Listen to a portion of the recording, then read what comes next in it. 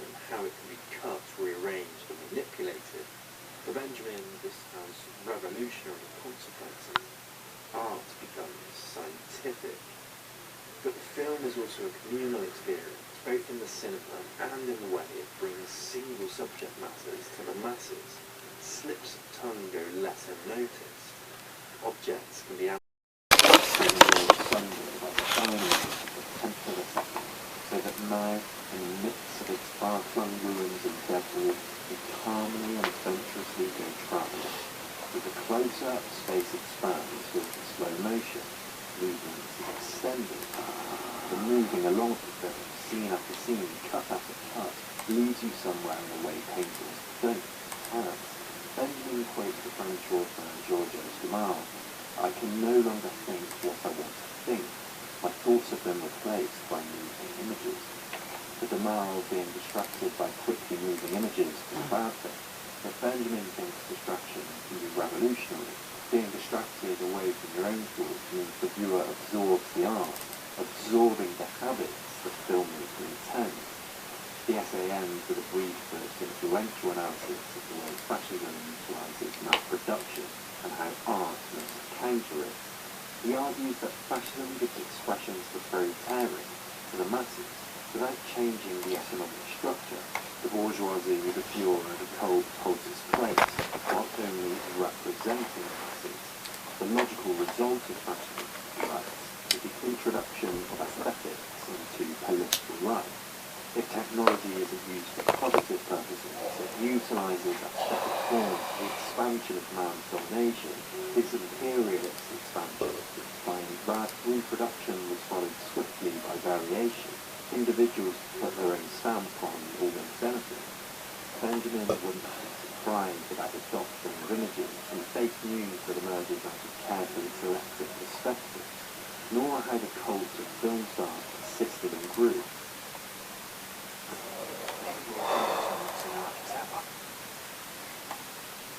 Welcome to Theory of Philosophy. I'm your host.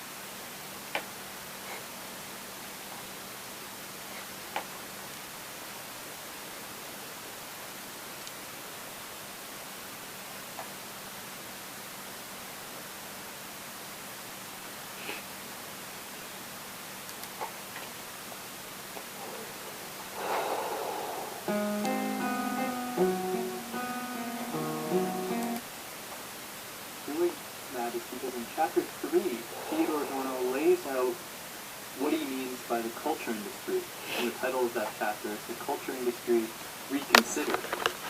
So, for the other chapters, you're going to find, if you look in the description, timestamps. So if you just have to read one of these chapters specifically for a class, or you just happen to be curious about this one thing, then you'll be able to find it pretty easily with these timestamps. But just know for now, we're starting with Chapter 3.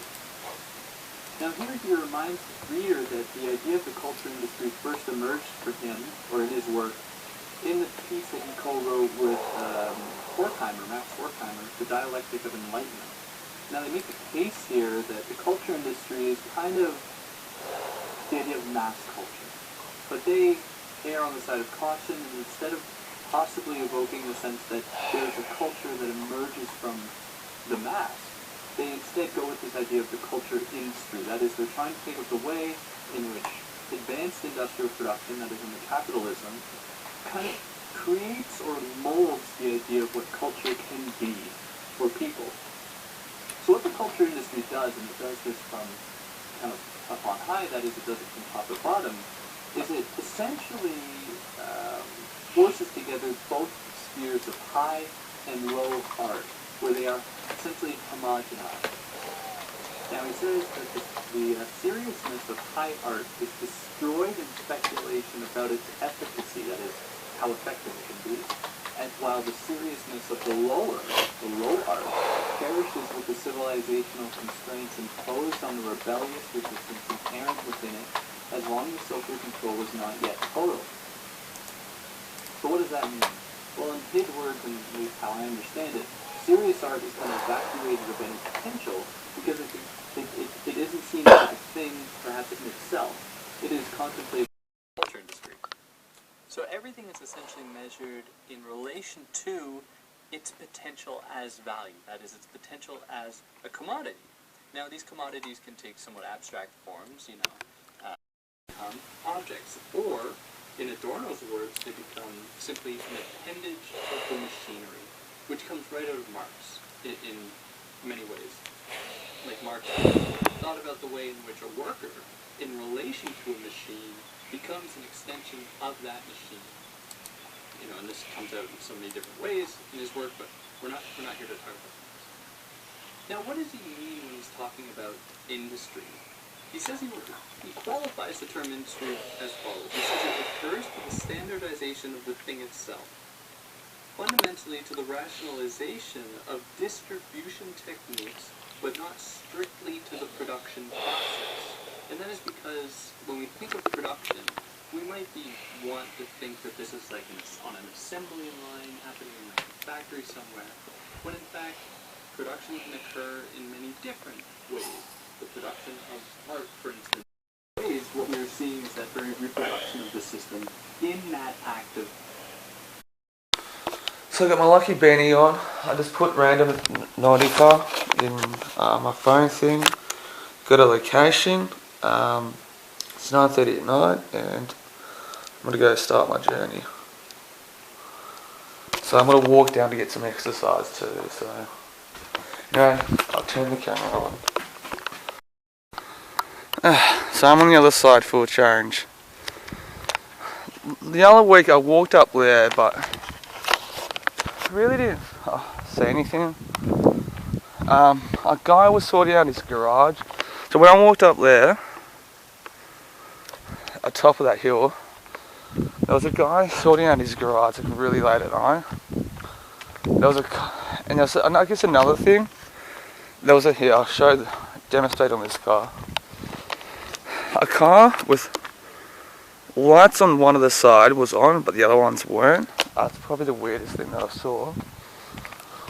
Now, Rando Nautica's taken me to a address up here. Now, I think it could be my phone, or just a little glitch, where the map on Rando Nautica, I'll pull it up. The market's changed. So, where is it? See, down all the way there, and I'm not gonna fucking swim. Where I think I might have pressed something or whatever. And it's taking me somewhere about here. Originally, that's the original, if that makes sense. So, and I'm almost there. So, so I'm walking up there now. So I'm trying to keep my camera on.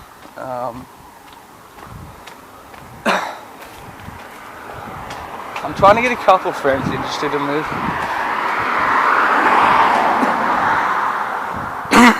I don't mind Rando Nautica. So I'm keeping the camera on just in case if anything happens now.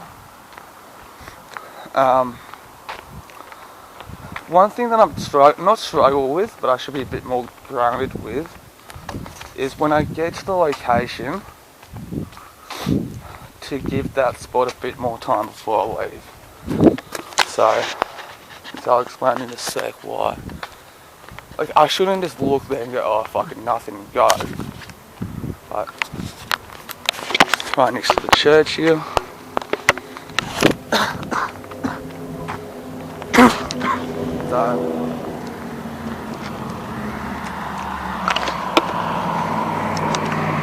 So, here we are.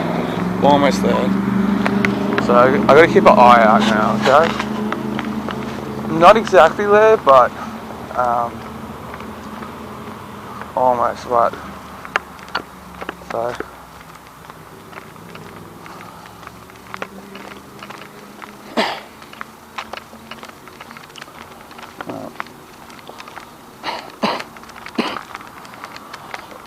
So I got the cough now. Alright.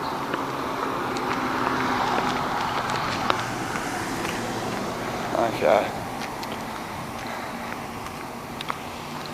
So hit car park.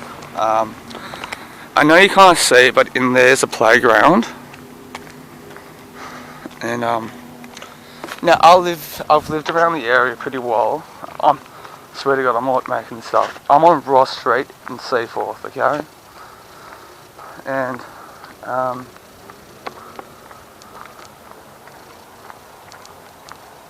it's not the car. It's taking me to number 2.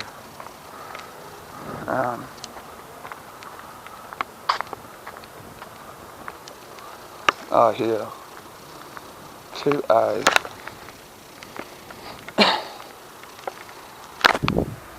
Okay.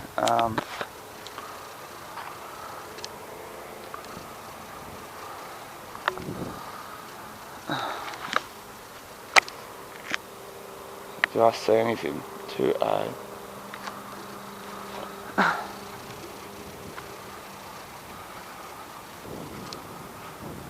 Alright, number 2 here.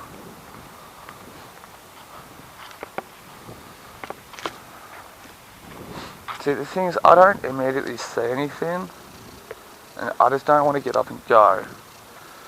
Which is the reason I want to at least have 1 or 2 people.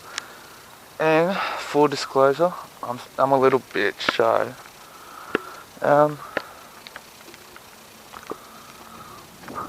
daytime I can handle it, but at night I do get scared. So I'm actually having a look to see if there's anything out. That's what Rando Nautica's got known for, creepy shit. So it's now, I know you can't see it, but believe me or not, there's a house just there. That's where it told me to go the first time. That's what I'm looking for. Just any weird things to first. So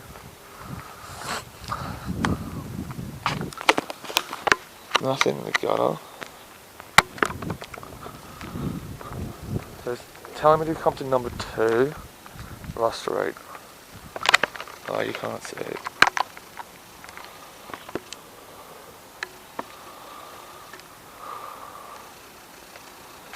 There's a car there, but I don't think there's anyone. So, number 2. Alright. Well, the grass is wet.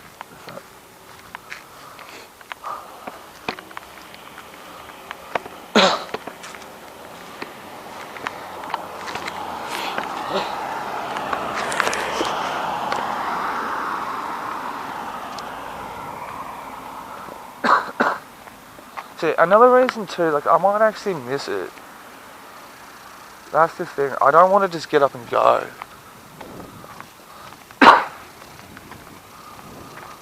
That's the thing. Just having a quick look around. There's an apple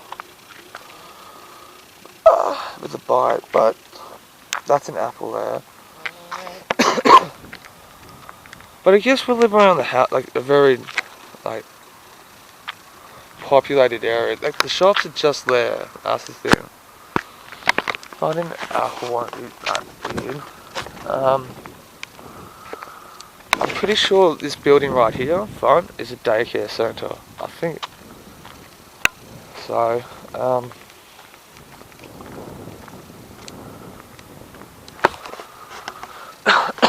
it's the city over there.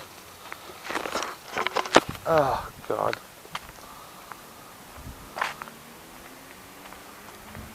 So, nope. This one failed, so this, now I filmed it on my phone. The reason why I want to be a bit more patient with things and haven't, you know, look, yeah, I'm a massive bitch. Trust me.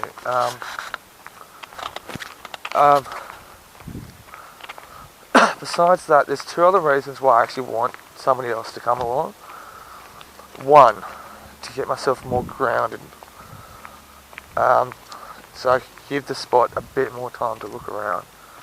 Reason number 2 is to have another pair of eyes with me as well, because they might see something that I don't.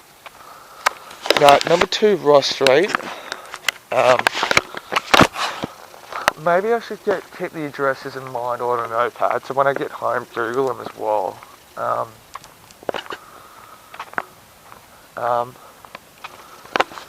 So now, okay, that building just there. So I think it's a dentist.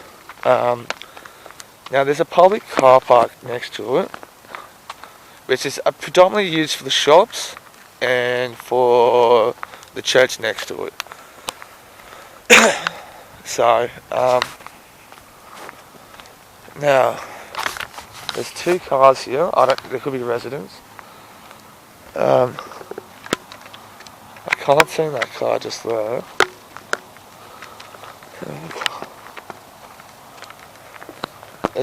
Believe me, there's the pastor's home and a playground there. I know you can't see it because of the night time, but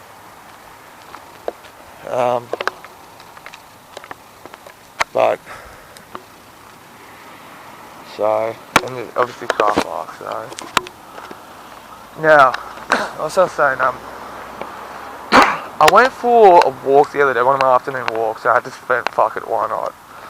I put in the coordinates or something for the Brando Nautica thing. Now it took me to the back of this house along. I've walked past this on this scenic walk 1,000 times. You know, you do find some odd bits and pieces, but nothing to kind of be scared about or creeped out or whatever. And I filmed it on my phone when I actually saw it. Now today, let's stop and talk. Now today, I actually walked past it and I saw this fucking weird cage at the back of somebody's house. And another time that so that it's just stuff like that. I walked past it again, and we saw this random cage, and I think that's what Random Nautica was trying to point out. And I wasn't patient. I kicked some grass,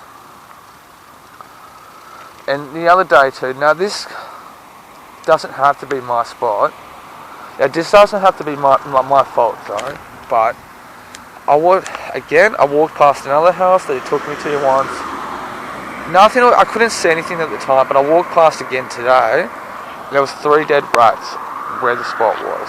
So it's because the first thing with the cage happened, I kept an eye out for this particular house that it took me to, and just in case if I missed anything for the first time. So I was there. So and it's 3 different rats. So anyway, I'm gonna do it one more time. Rando Nautica. Which I might cross the road actually. So, and yes guys, this is supposed to be my late night walk too, so.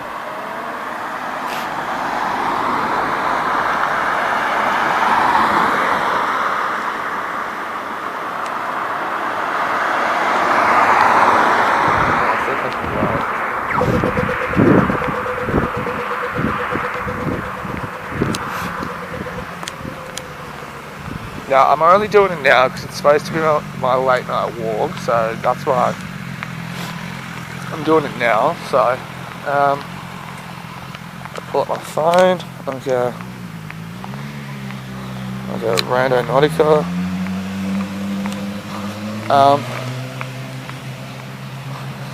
Now, yeah, I just changed it since I don't have a car. Maybe I'm doing this wrong too. It says set to 1K. So power, generate, pagan witchcraft. Oh. Okay, so there's nothing. Pagan witchcraft, evil shit. Oh. Again, okay, void. I'll do the void one. Evil, evil, evil. Pagan, pagan. Oh, okay, yeah. That's not... I'm not gonna walk there. Avoid again. Pagan, pagan, pagan, pagan, pagan, pagan.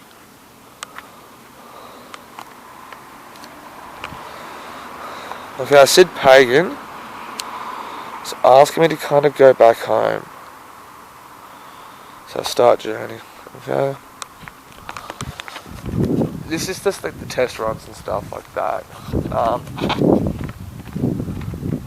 I know I said pagan, but I don't expect much from these ones.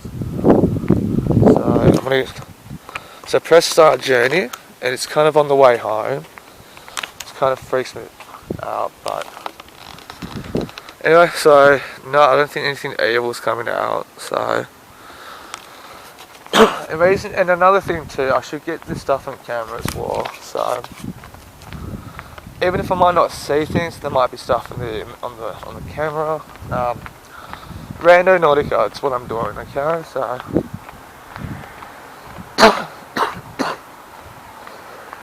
Sorry about the cough, guys, but by the way, it's 10 o'clock at night, 5 to 10 at night, Monday. The date's the 26th at the time of this filming, so time reference. So second of all, guys, I need money. I hate doing this. I do accept troll payments as well, so if you want me to pay me to stop, I'm open to it. It's taxi, so.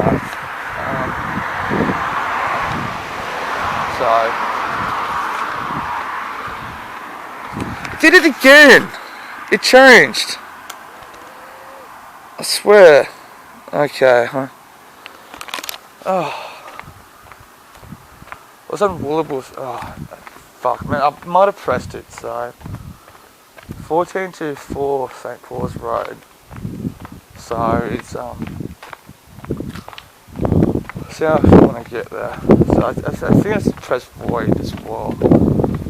So I'm looking for little local pagan stuff along the way.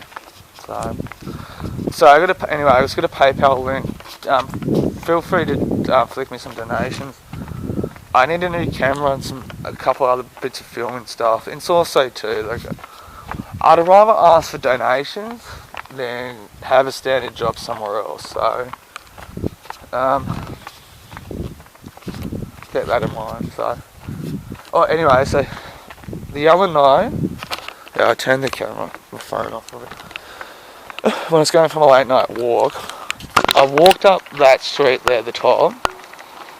Like I said about the thing with the car, half the lights were on, and there was some dude. I don't know what he was doing. He was sorting out his garage. Like, it's 10 o'clock at night now. This one was like really like close to midnight. So, and the guy looked pretty old too. So, so I guess that's, I don't know if that's weird or not, but so, but I should always have the camera with me like when I'm actually doing it too. So, somebody's home.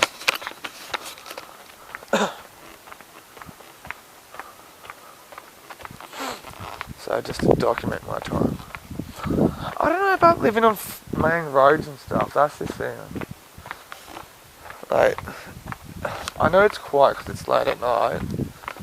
Redeemable quality about that, but like, it's such a populated area. It just feels like probably too much.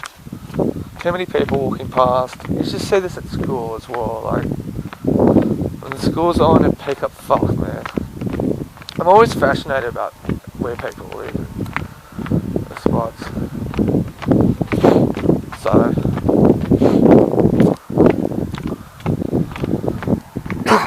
now I don't remember the address of the first red marker thing, but I know the area it pointed to. But I can remember the second address, 144 St. Paul's Road. And there's that little alleyway that would have normally come out. For filming this stuff and doing Radio Nautica, I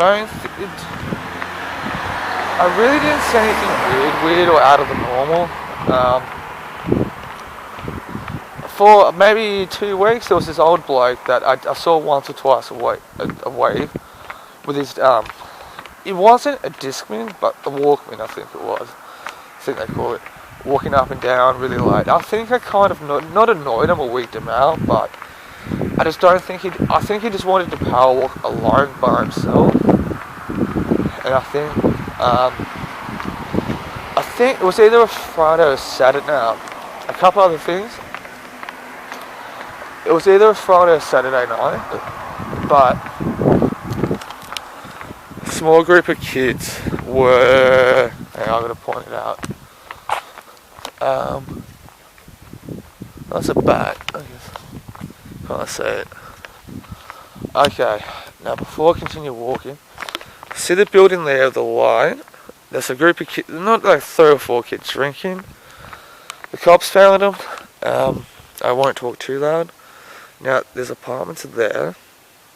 One of the girls was out the front on the phone, having a massive argument. I think it's a boyfriend, possibly his family member. So, what else happened?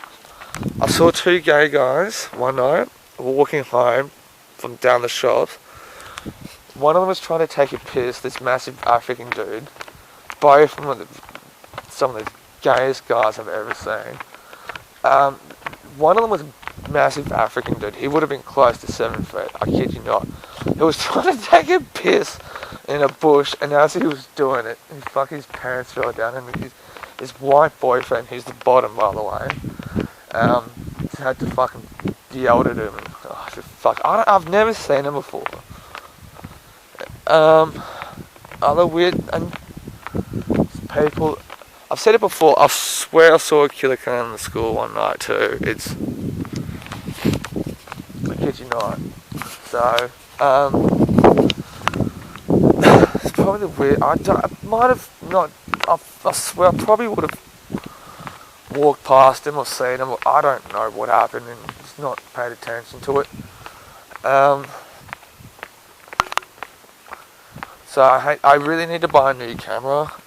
Vlogging wise, I'll probably, like I said, I hate to say self-promotion shit, but I'd rather self-promote like that than fucking work for some arsehole.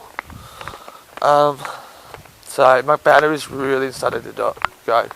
Vlogging wise, I don't mind using it. I really don't mind using this camera. It's probably good just to get a few extra minutes. But the battery's starting to go and stuff. So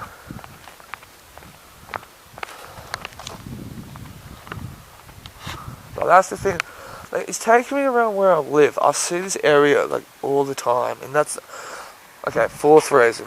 One reason I want to have somebody else with me is to motivation to actually go beyond. Go beyond. To be motivated to go somewhere else as well, if that makes sense, mate. So,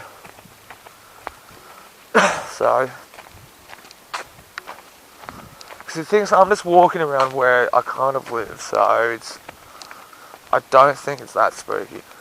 It has taken me to areas I know that it could be spooky, but I don't want to go into myself. Hence one reason is that I'm a bitch, and I'd like someone else to tag along. Second of all, they might have a car, so I can actually go further. 3, motivation to stay a bit longer, and not like look at the area, which I've done 2 or 3 times. 4, they could see stuff that I miss out, and okay, here's another. Tired already, gotta lose weight, but now, you can't see it, I gotta point it out, but another time, same sort of thing, I walked along here, it's asked me to go roughly about here, looked at it, nothing creepy, and left. The other day, I realised there was a truck there. I can't tell you the amount of times I've walked past that and just never noticed it, so I've got to take it to the car, so.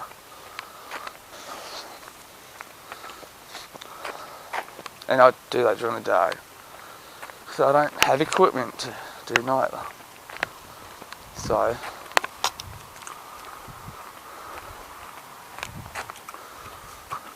Maybe just looking for like creepy things, that's what I'm missing out on, if that makes sense. I shouldn't have like problem. No cars coming, so.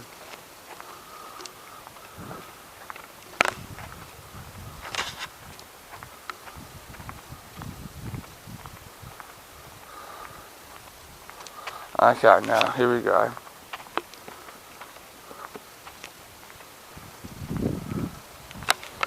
Now, I think it was the void.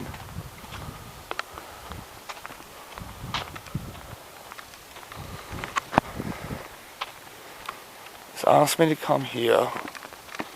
And that's the thing, I literally live up the road. I don't. That's it.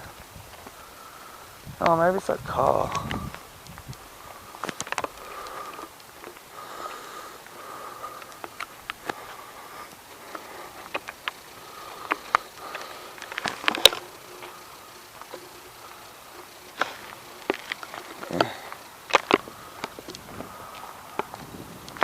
So asked me to come around here. I know I'm in the area. Maybe there's a parked car with the lights on. Maybe it was that. Oh. Swing sweat, but I knew that was there. Car coming.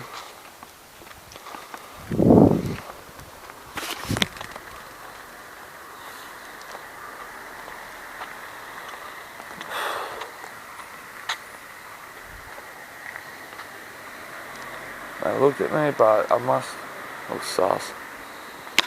Okay, yeah, I'll go to this. Fuck it. That's why I need another person with me. That's why I'm gonna creep myself. Yeah, so as I was saying, I shouldn't just be looking for creepy things. And second, I've got to expand a bit more. But these are practice runs too, which I already found 4 things to improve on. So.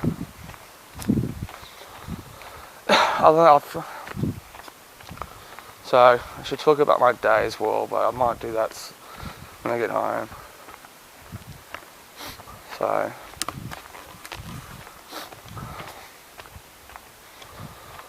but I gotta do some more work. Now is the second address I remember, 14 to 4 St. Paul's Road. So which I don't know the house numbers. St. Paul's Road's up here. Now, here we go.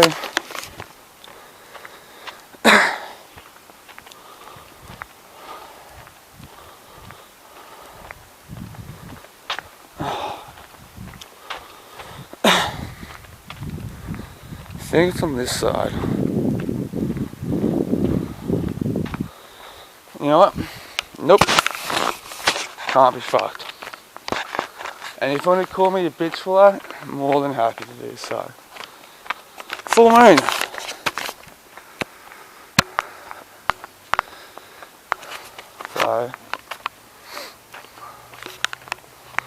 So what I'm going to do, I'm going to have a cigarette, do some self-inventory work, which I've got to do, write a few more notes down. I'm going to do online. I don't have access to NA meetings online, like the 24-hour ones, so I'm going to do one of those. Life continues, charge up my camera, and I'll do a bit of a video diary. But I hope I look better on camera. Kind of starting to feel better, but feeling and actualities can be 2 different things as well. But I should say mostly healing a bit better. So done and everything. Anyway, whoever you are, wherever you are, if you're watching this, man, self-improve always, man. Become a better person. The responsible thing for you to do is become a better person. And see you guys in the future.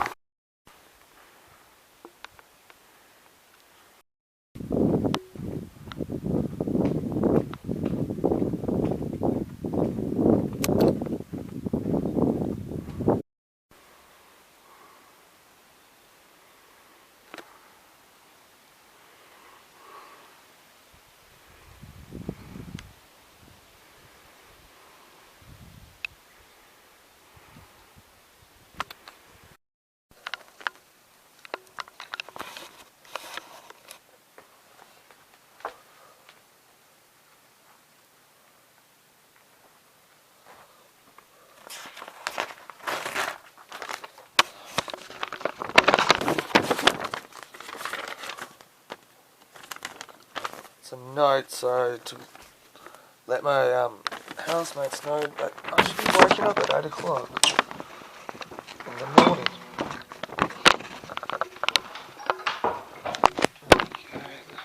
Oh.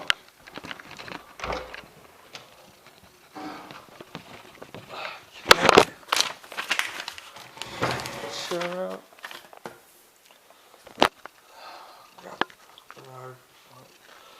Got the pepper that's left on the table.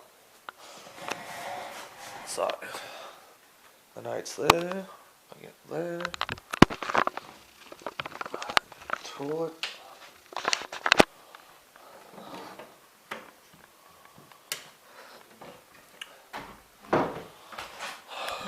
Alright. That's what I'm doing.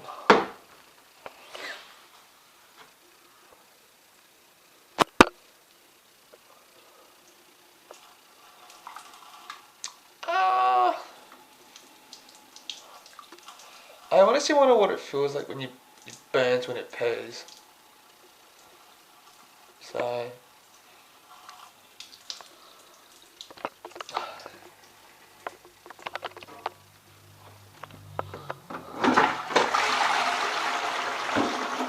And guys, that's a very bad habit. Always keep it closed. So.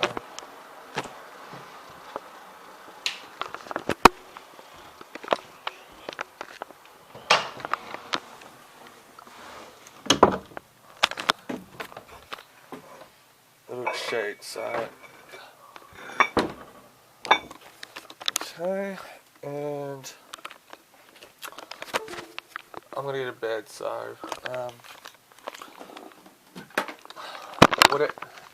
whatever you're doing, wherever you are, I wish nothing but the best for you. Good night.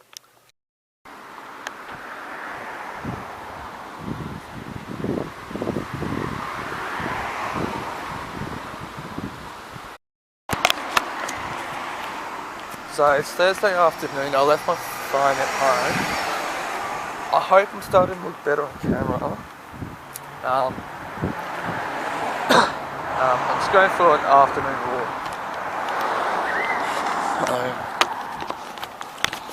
So put my camera out, so traffic's pretty, I want to say busy but noisy, so I'll turn the camera on and so.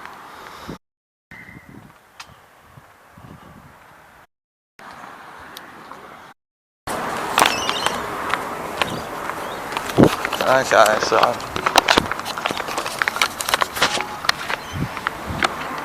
going for my nightly walks to help. These walks I normally don't do, but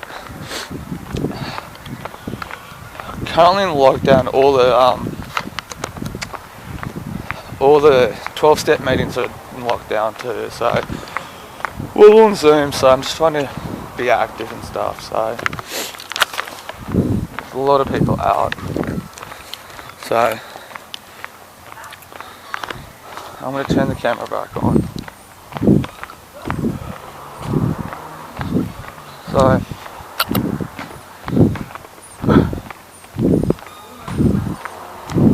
a lot of people are out. Yeah, exactly. you. Don't know if the camera picked that up, but what else? I don't know how much of this I've talked about, but I've had about maybe 3 or 4 Facebook pages up, and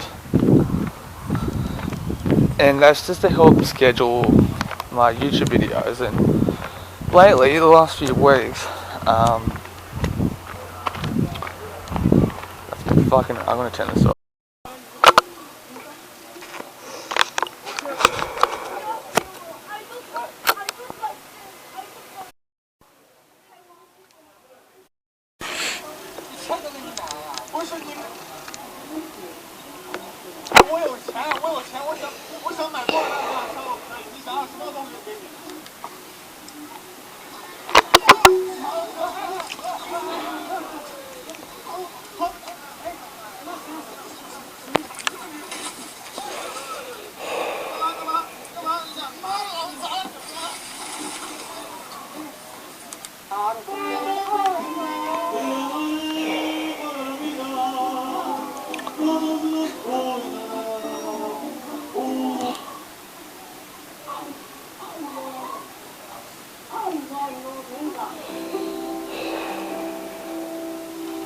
No.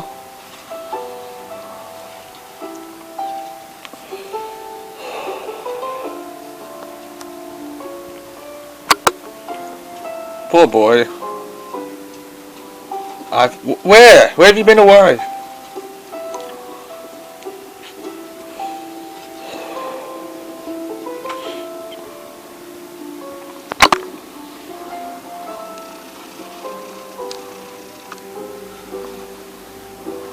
Aww. Who's gonna propose to his girlfriend? Even imagine having a family with him. Are you gonna confront him?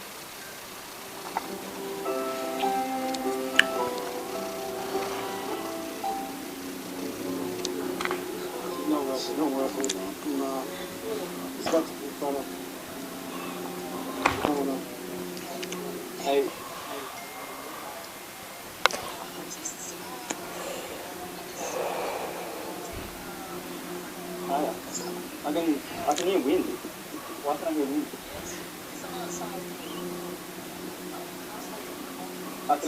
I can actually see you right now. And I'm home. I'm home. I can see you right now.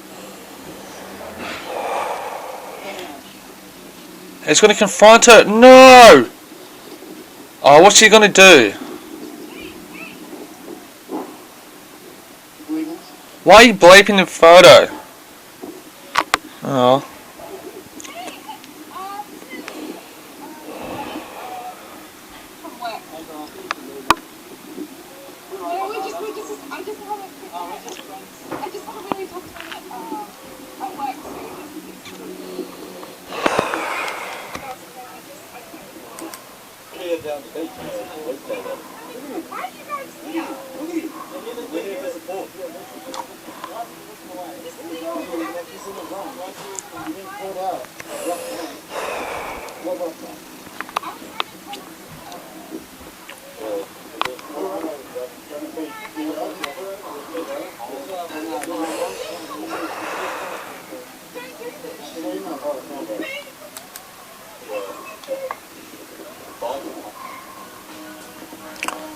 Oh.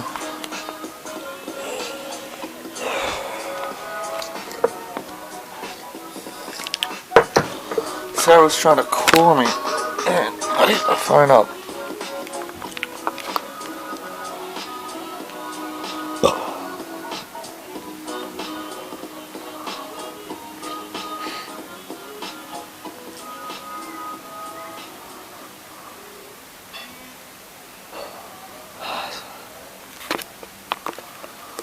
Oh, it's Mr. Phone Call. So what I'm going to write to her is, hey, sorry Mr. Call. No, I won't message her. I'll call her again. Oh, no, I better type her. She won't pick up again. Maybe she's on the phone. Nice.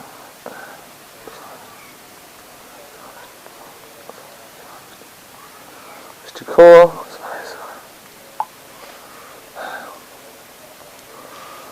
Okay.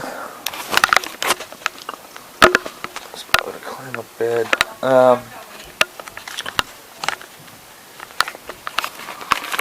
Let's see.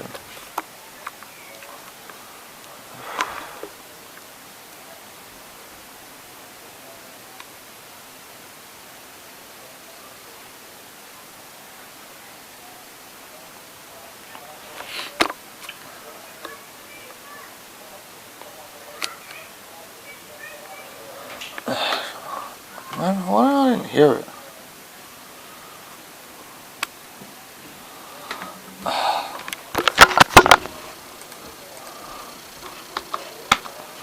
Canadian filmmaker.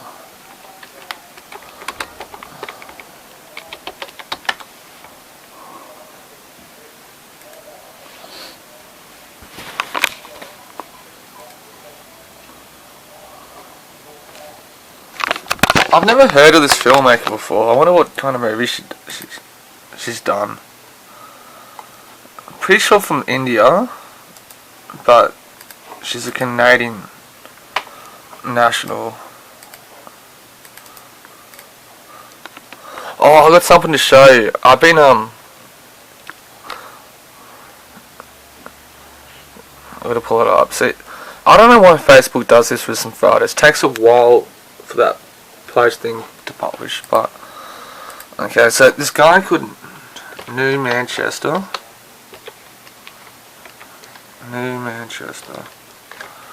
I don't think he won't look at this video, but let's have a look. That's his YouTube channel, and I'll pull it up what he looks like in a sec. Now I've been leaving comments on this guy's channel saying, as a joke, I get he got interpreted as trolling, and I don't blame him for that, but and he puts a respond out here. I've got to find the videos as proof where I've commented, but I'll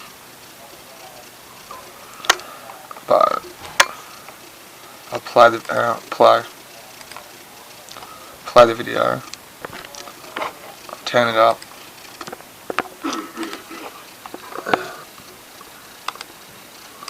Turn the volume up. Yeah. Hello. New Manchester here. Back with another video. And before I get into this video, I received some strange comments from someone.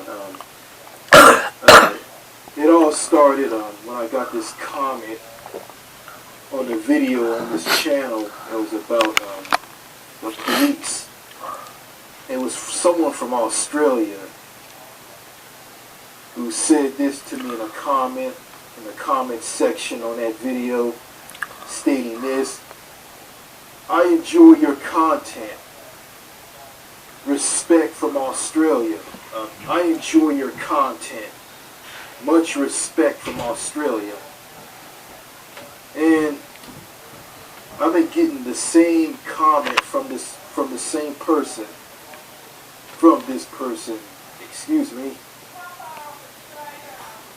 Been getting the same comment from this person. Can't remember the name of this person who sent this comment to me, but they sent this weird comment, and it's the same comment. Like, they sent this Can you be my dad? One or two times on some of my videos on this channel, and this comment states this: will you be my daddy? Then this person dropped the same comment on another video. Do you want to be my daddy? Then the third time. Do you want to be my dad? I don't know how to respond to this, but you know, this person, well, which is a guy, I checked out his channel, and it seems to me that this guy must be gay. No, but he's halfway there.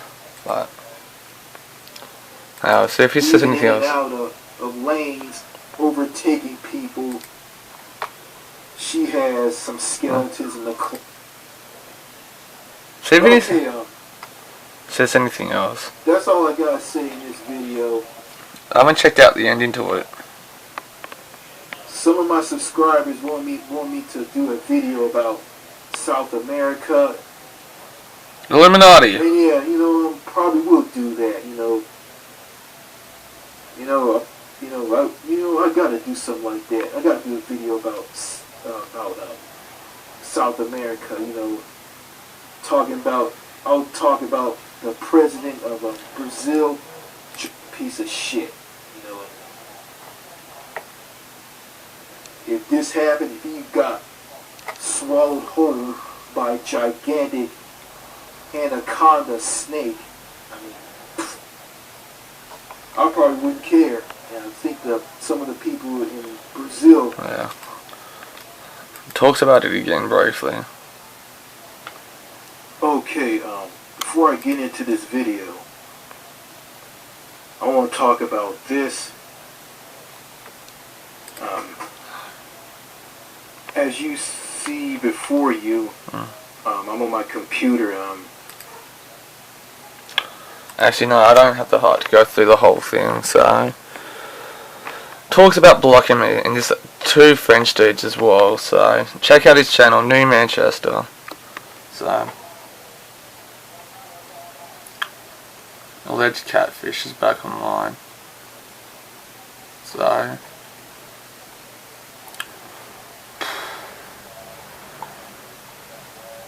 Oh. Look at this, David. I used to record all my meetings and then spend a lot of time transcribing.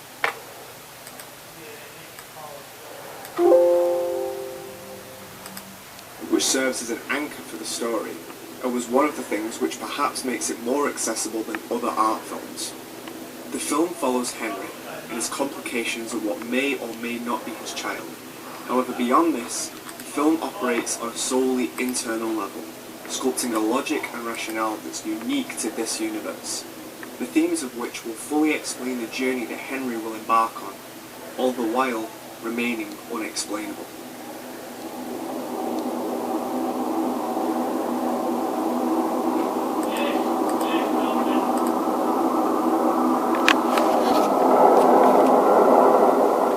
Analysing any shot or sequence within Eraserhead must not be looked at with absolute logic. Eraserhead has its own internal science of reasoning, and when watching the film, that same logic must be applied if we're to gain any understanding of it. We'll elaborate on this more throughout, as it's a method which is entwined within the work of Lynch. But if we want to find greater meaning in his creations, search. Wild at Heart isn't that, but it isn't radically different from that.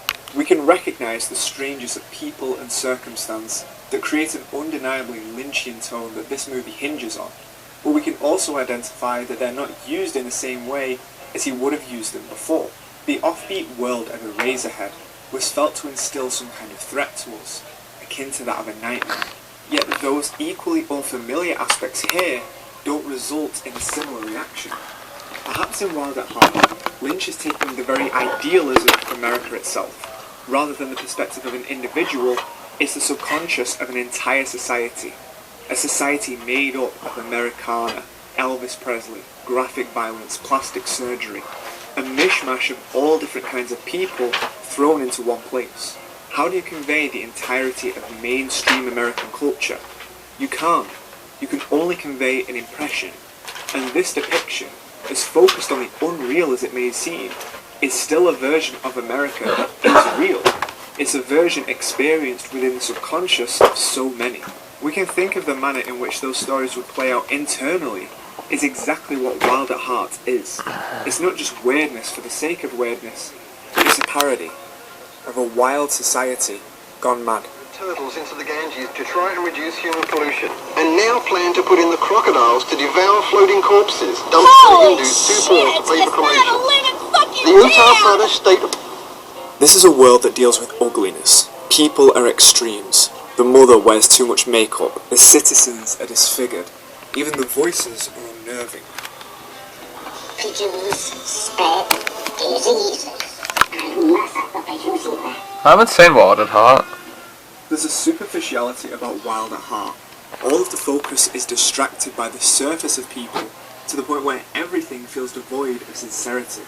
No character has anything about them beyond their exterior, which isn't a flaw of the film.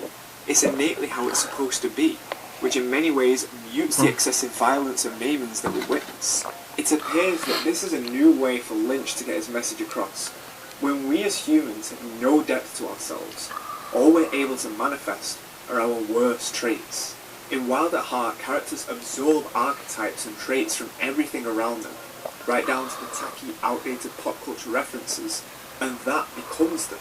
Lynch's work has had a thread at emphasising the importance of the internal, a theme which would only become more prevalent in his later work.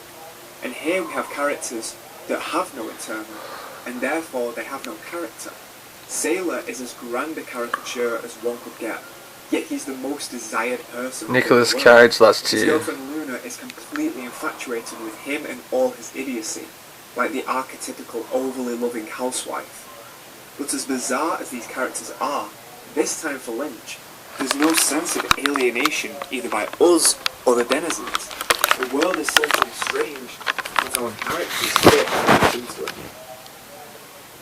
Look like a clown in that stupid jacket. This is a snakeskin jacket.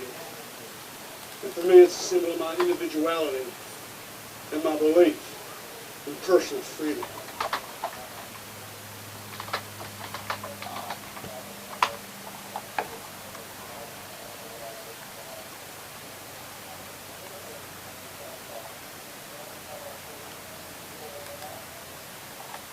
Are you looking to get your books? No, stop coming up on my YouTube thing. Editor, proofreader, and cover designer for your book and build your public. Skip this bitch. Hey, Night Riders, this is Regarding Henry here with another episode of Unmade Masterpieces.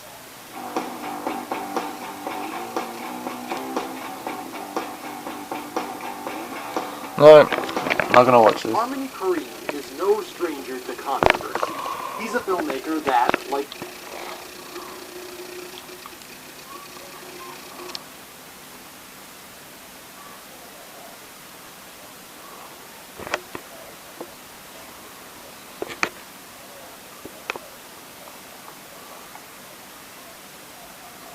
Into the Night with Harmony. Curb Dance.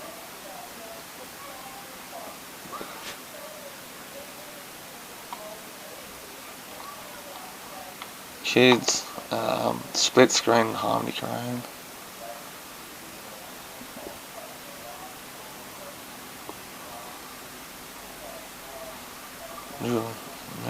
Minute long.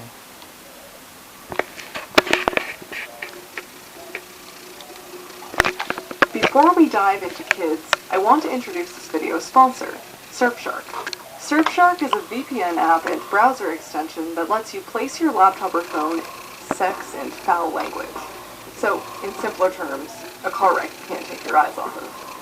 This 1995 ethnography of disaffected youth follows a group of ragtag teenagers as they navigate the urban jungle of New York at the height of the AIDS epidemic.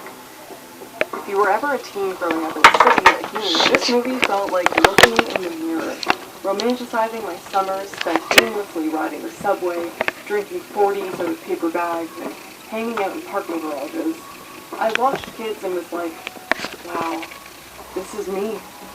Of course, No, it's in not. hindsight, there were vast differences between my life and the lives portrayed in Kids.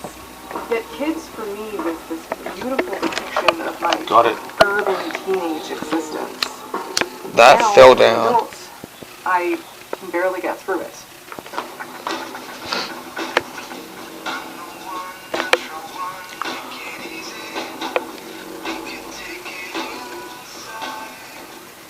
Kids is a cultural anomaly.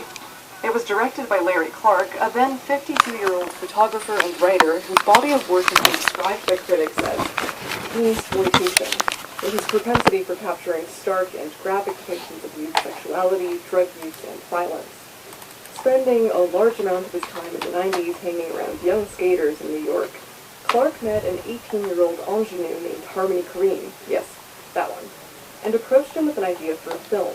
A simple plot about a kid who enjoys taking girls' virginities.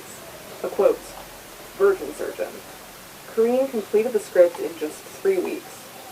Clark and Korine were intent upon casting unknown New York kids. Leo Fitzpatrick as Telly the virginity swiper, Justin Pierce as Casper, Telly's bombastic friend, Harold Hunter as Harold, Chloe Sevigny as the ill-fated Jenny, and a baby Rosario Dawson as Jenny's best friend, Ruby. What makes this cast so exceptional was that many of them were already household names in New York's underground scenes. Pierce and Hunter were original members of the Supreme Skate team, and Sevigny at the time was an it girl working for nightclub impresario Peter Gatien. It's their hyper-realistic presence that bestows upon the film the ethnographic documentary feel that makes it so legendary. The plot unfolds over the course of 24 hours and incorporates a number of real-life experiences Clark had observed during his time around young people. It begins with a painfully long scene of Telly taking the virginity of a 12-year-old girl, played by 17-year-old Sarah Henderson, and then meeting up with Casper to plan out their night. We follow them throughout the day as they visit their friends, do whippets, and talk about sex. In a parallel plot, a young girl named Jenny accompanies her sexually active friend Ruby to get tested for HIV. Despite only having had sex once, Jenny tests positive while Ruby ironically doesn't. What's worse, the person who took her virginity was none other than Telly himself. The rest of the film follows Jenny in her state of anguished disbelief as she travels around the city trying to find Telly. Telly, on the other hand, has been running around with Casper and Harold, smoking weed, getting into brutal fights at the skate park, and finding more virgins to hook up with. Hey, what's up? What are you doing right now? I was just getting ready to take a bath. Don't take a bath, come swim with us. Well, that's your new girl, huh? I hope so for now. You like him kind of young, right? I like them new, not like you. Jenny finally tracks Telly down at a party, but enters a bedroom as he is in the midst of taking another young girl's virginity and consequently infecting her with HIV. Jenny, who had been forcibly drugged earlier on and seems to feel that she was almost too late, falls asleep on the couch as Casper takes advantage of her vulnerable state and assaults her. Don't do that. A cycle of transmission. Yeah. So, kids broke many boundaries in the film industry. First, it was none other than Harvey Weinstein, who created an entirely new production company called Excalibur Films just to release it, as a means of sidestepping the dreaded NC-17 rating it would get if it was released by a company signed to the Motion Picture Association of America. Weinstein claimed that going unrated would, quote, take the stigma off the film and enabled them to circumvent theater chains that wouldn't play NC-17 movies because of clauses in their lease and newspapers that wouldn't run their ads. So, make with that what you will. It was also one of the earliest films to tackle the AIDS crisis, while it was happening in the epicenter of the epidemic. During this time, the HIV infection was marked as a symptom of moral degeneration in society, since the illness disproportionately impacted members of the LGBTQ community, people who use drugs, and sex workers.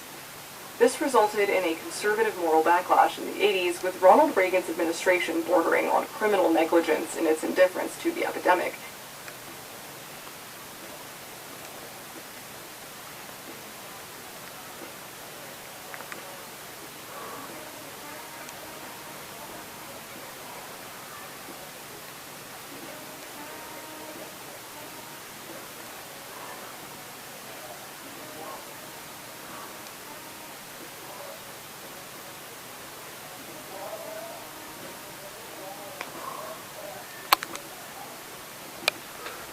Fuck, that's getting dark quick.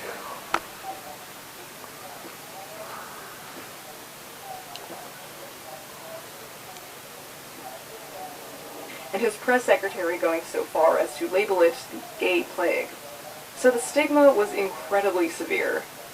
My own uncle passed away from AIDS the same year Kids was made, and my grandmother, who was very close to him, was told he died of cancer. She never learned the truth.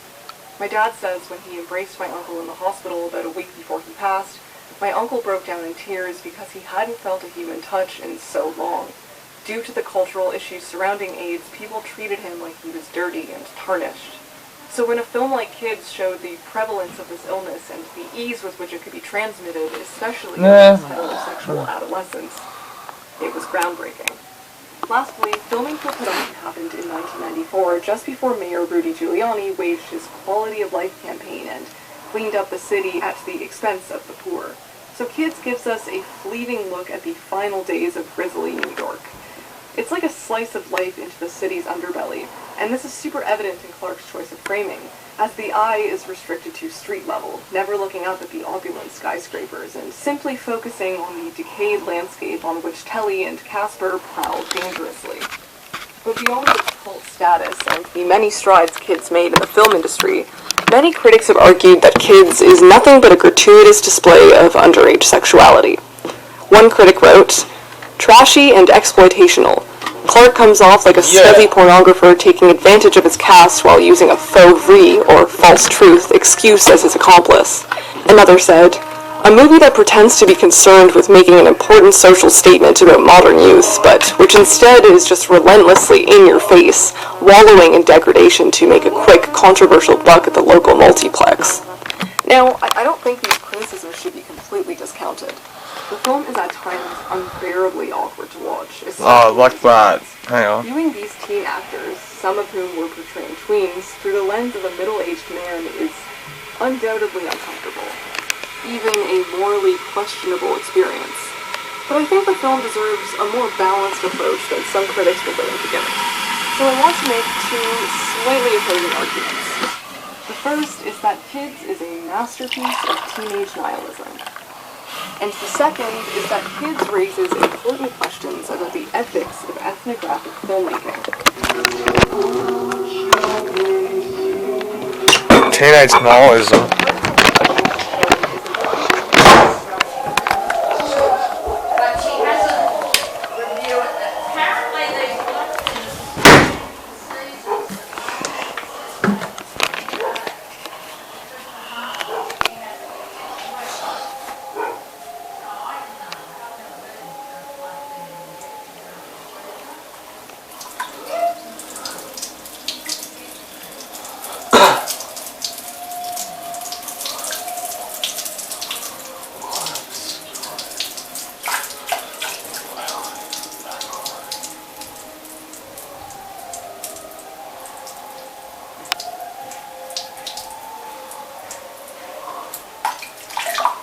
Fuck, I need some more water. Not that dehydrated, but a little bit.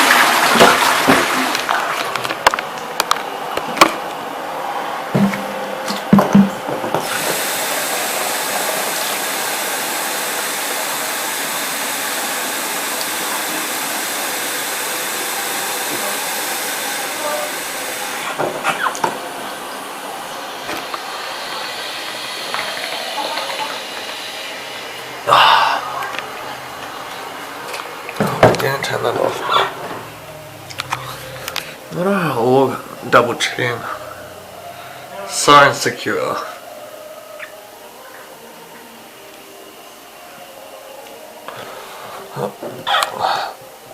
Save the forest. Like that.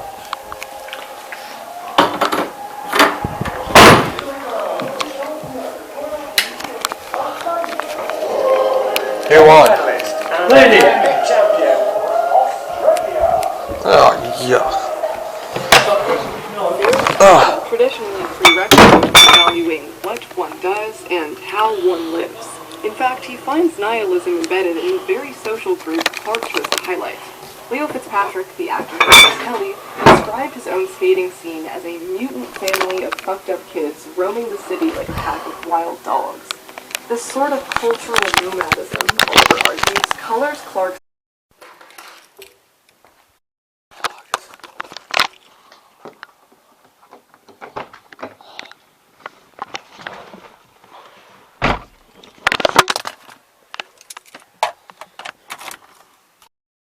So, I'm in Manly Vale at the moment. Just the coals and stuff is just over there. which that one hasn't changed in years. When I was a kid, my parents used to, particularly my mother, used to go to that Coles. It's not changed in years, besides that recycling thing in the middle of the car park. But anyway, so I'm supposed to be filming today, which I didn't do. I filmed tonight. I wrote out a couple of episodes for doing vlogs and stuff to kind of do it in the moment as well. Didn't get that on film, so since I'm here, I'll walk around filming a bit, then around the Manly Vale, then go home and talk a bit, and then yeah, see what happens.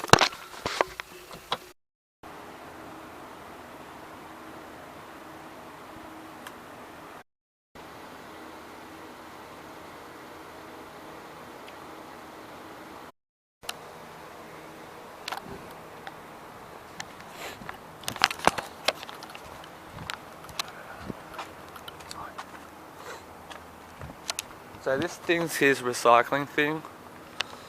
You get money for it, so just in case if I didn't put it in, I'm here because to get some cigarettes, because my housemates got their hands on my smokes and I smoked half of it. And that is it. Friends who live in that gate.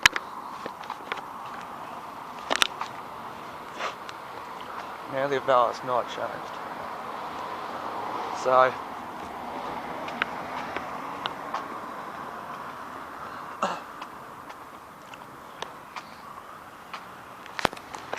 shopping trolley just there if you see.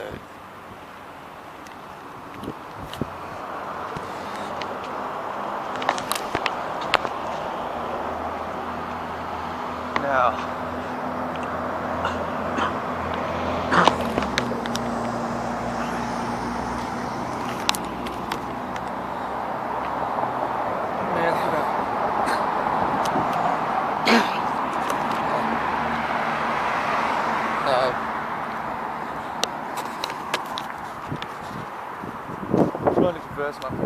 I gotta film something, so I can keep on top of this.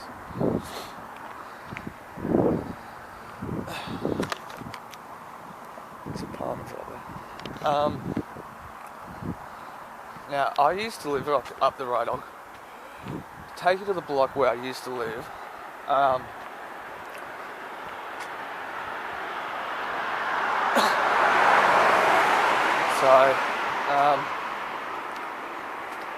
What am I supposed to be doing? Not at the same time, but one of my sisters used to live in those apartment blocks up there. So, gated community here, so. Should have all fucking. So cold, like I'm wearing shorts and this weird ass socks, so. Now, so, Manly Vale, that's where I'm at. So, now, wait till I walk past this guy.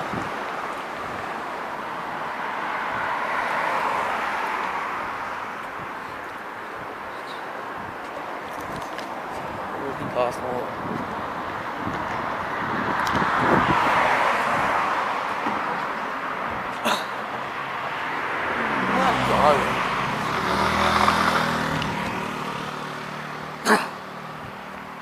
I was gonna say, okay, now, I'll say it, but I'll wait till I get there closer. Growing up, that building was a video store. I think it's a shoe shop now. There's a few 12-step meetings in that community hall there. So this is, if you want a time reference, it's 8:30 PM, Thursday the 29th July 2021. So that's a community centre there, and also a daycare. Okay. Here we go. So, that. I'll cross in that building. Oh, God.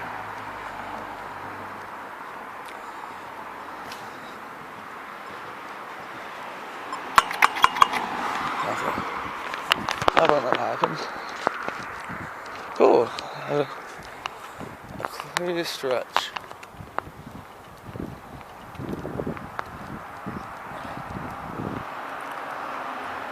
Now, building's changed a lot. Now, I used to live in this block before, believe me or not, before it was all done up new. Now, this driveway wasn't here. That driveway was not there. I used to live in an apartment right there before it was done. Believe me or not. Get it right. And used to park here where those cars are. That payphone here. I actually walk across. I used to use that payphone all the time. Now, so where that white car is and that other black car, I used to live in one of the apartments. This is well before it got renovated. There will be another apartment over there and one underneath as well. And that was the last place that I lived in while I was still using drugs and alcohol. The last place. And besides, it's a bit of a shame. I would love to show you I can't remember which year the apartment block got knocked down and obviously it's a new building, so I don't know how many apartments are there now. School, I actually really liked it. I lived with a guy called John. We were flatmates. I did have a mobile phone, but I never had money to buy credit, just in case if people called me and texted me. And I used to use this payphone all the time. Just to call people, just to let them know I'm going to be late to work. And now in Gala, which is probably that way, I used to work in a pizza shop at night while I was still using drugs and alcohol. And I used to get free food from them. That's how I would eat. And I would come over here, ring up, to see if I apologised about anything. It was the last place that I lived at whilst using drugs and alcohol. I lived with a guy called John. We get along still, we're cordial, which is a good sign actually. Considering he saw me drunk, I don't know how many times, and misbehaving myself. So that's the back. We never got our parking spots here, other people did, but that was okay. Back of the chemist here. And I used to pass out of this, I know you can't see it, but I used to pass out of this alleyway all the time here. And I used to use drugs, I can't really say it, but there's a little flat thing. I don't know if they're still using it as a flat here. Back of the shops, alleyway, yeah.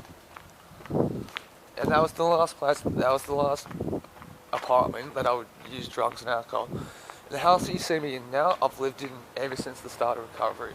So I used to pass out. That's Domino's. I used to get more pizza. I ate very poorly as well. It's been so long since I used drugs and alcohol. Probably none of the stuff. And this used to be both ways as well, that alleyway. So around here, another payphone there, more apartments, houses. And Manly Dam, which I've taken, the roadway is that way as well. So there's the street access to it, Manly Dam. Yeah, so I used to use that Coles all the time to buy cigarettes, food and stuff. I ate really unhealthy, just utter shit. Which is a bit of a shame. Is it unethical that fruit and veggies are more expensive than shit? So the other side. So here you go, the shops and stuff. So I walked up that way. Been here for ages, this bakery.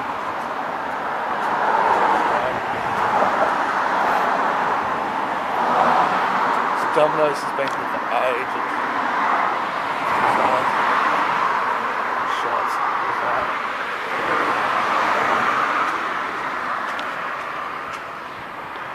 But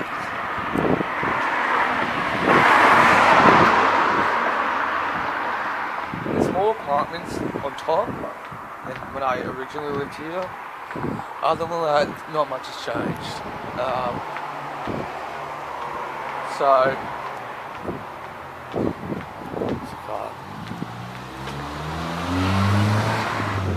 I really need to get a new camera. Guys, another shout out. I hate doing the shameless plug, but maybe I didn't charge it properly, but the battery's really not lasting, so anyway, I'll crop a cigarette. Anyway, so show you, put a little bit of my life story down. Chasing the sun, here we go. Now, that pizza shop is probably up the main road's that way. Now, I remember I was doing the closing shift.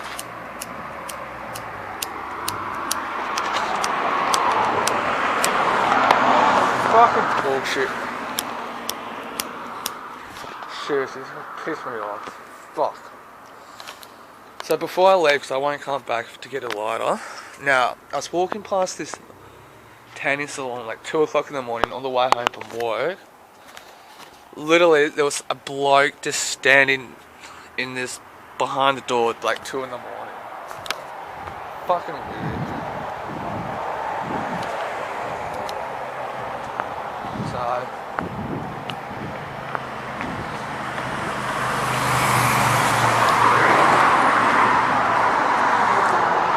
now, even though I was an alcoholic or drug addict, whatever you want to call it, and trust me, I was one. The last few months of me actively using wasn't that bad. Oh, this shop's kind of moved. But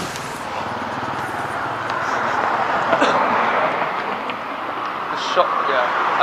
Sorry, the shop. It wasn't that bad.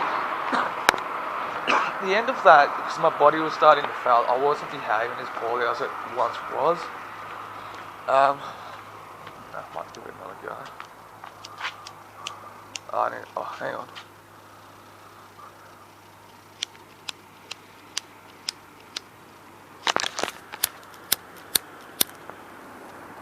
Fucking did it.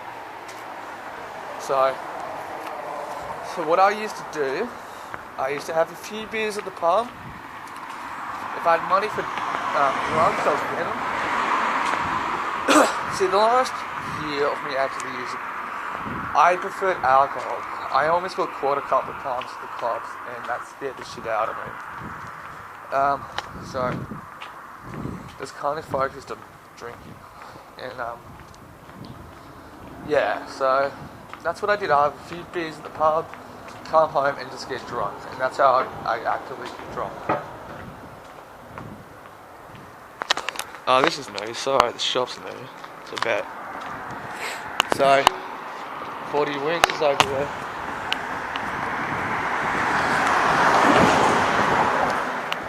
So, yeah. Damn mate, this is where I used to buy my liquor from. Damn mate.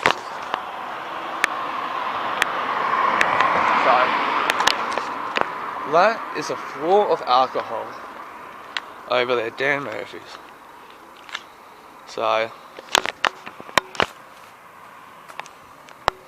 now I'm gonna wander back home now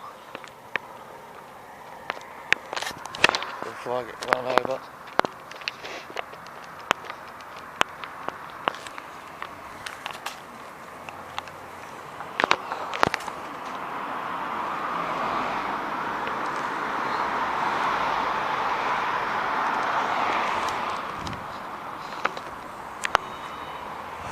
So my entire area was from where I lived to the Coles where I got cigarettes from. So there you go. Manly Vale, the shops. And of course, the Woolworths that I go normally been in, it's down that way. Can't be fucked. So the Coles there, which is down the road, is closer walking distance. Dude, I was really fucked up. Side note, dude, if you've got issues with drugs and alcohol, don't wait, man. Just do something about it. If you're friends with them, dating them, married to them, related to them, seek out professional feedback about drugs and alcohol. And that's my only bit of feedback. So, honestly, sort out professional feedback on it. You don't want to fuck around on it. So,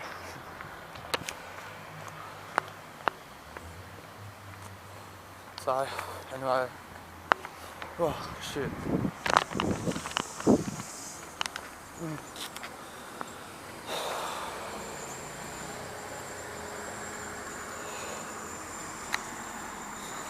And don't start smoking zero. So,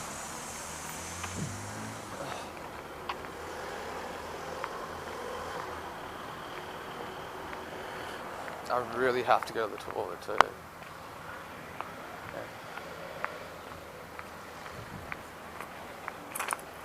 Fuck, man, as soon as I walk in the car park, everyone comes in.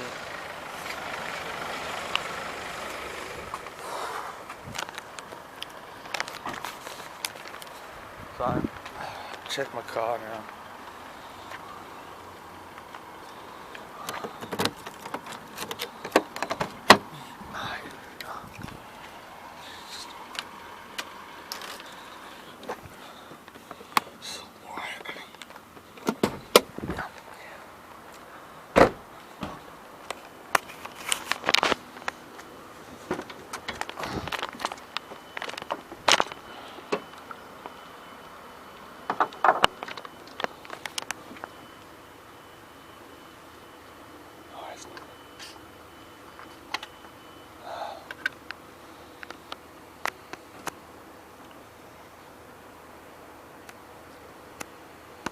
Not good.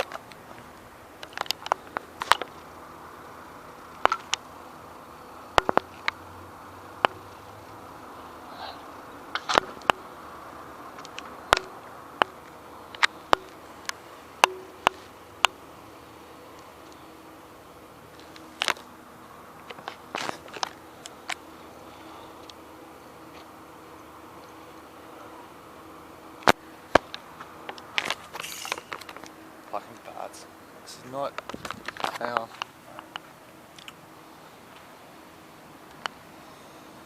It's been about 20 minutes, so that was cool down enough. It's making that falling sound when I loosen up the bottle thing.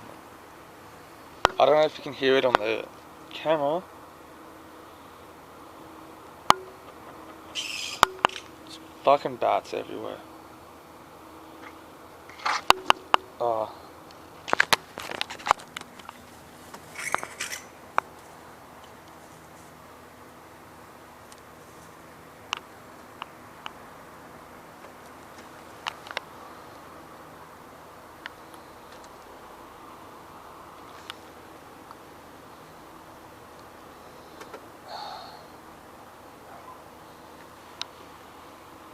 It's not a good sign, so the car's returning. This is another reason why I stopped film for a little bit. Just fuck no.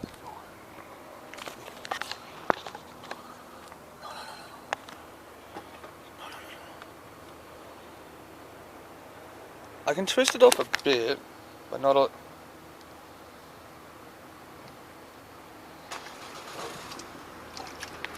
yeah, it's hot, that's the thing. So, it hasn't lost water. As you can see, this water, it was just hot. Which is a good thing. Yeah. So you can see water, that's a good sign, it hasn't lost water. I've talked about the issues before. As of yesterday morning, it resurfaced again. So it's, I don't know if that's a good sign.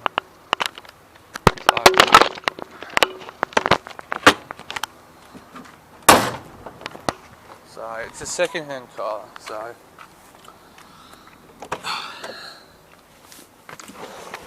it's hot, but it's hot. It hasn't lost water. 20 minutes ago, I drove and parked the car. So I don't know what to make. I'm not a car thing. So anyway, so that was Manlyville. I don't know if I showed the thing around properly. Woolworths that I normally go to or have been on these vlogs is down the street there. I used to live up that way years ago with a guy called John. And that was when I lived in that place, that was 8.5 years ago. So I've been living in the one place since. So little personal background. So yeah. So Manlyvale, night time, Coles. You know, filming here because I was supposed to be filming stuff anyway. Anyway, I'll talk about that later. So walked around since I filmed. So the car problems too, which is not fun. Wish me luck when I get home.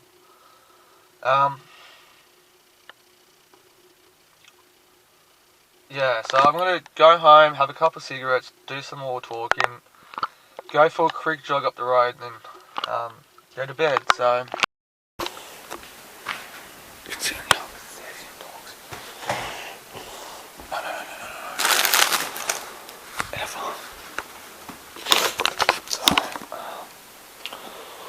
Oh shit. Yo.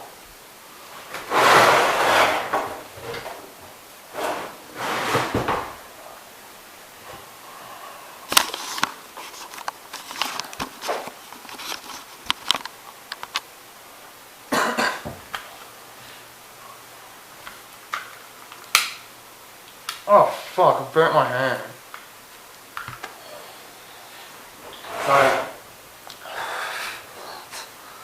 So my week. The last couple of days I felt a bit disorganised.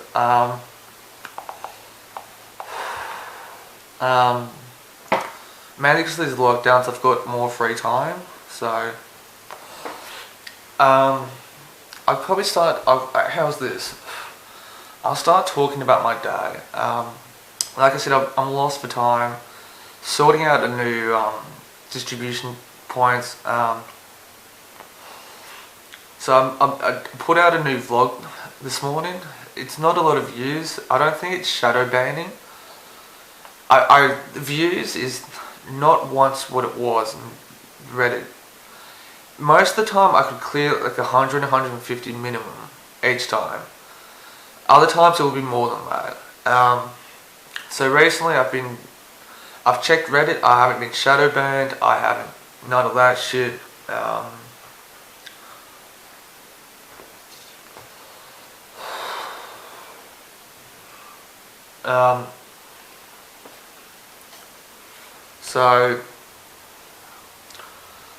So yeah, the views isn't happening that much, but so I did another thing above.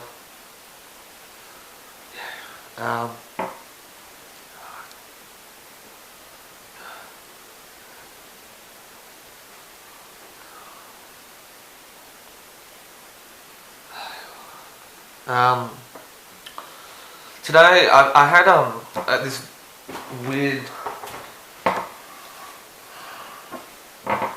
I'm distracted. Some stuff's on my mind.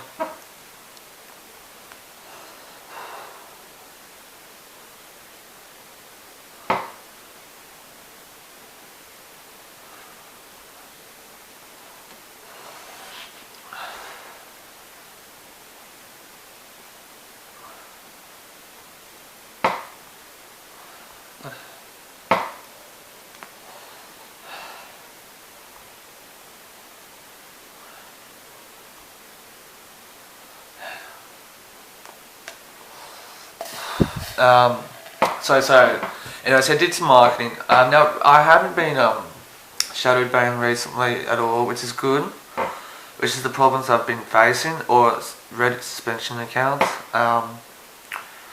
which is, I think, like I said, maybe Reddit's changed its algorithm a bit. Maybe I should be doing it tonight.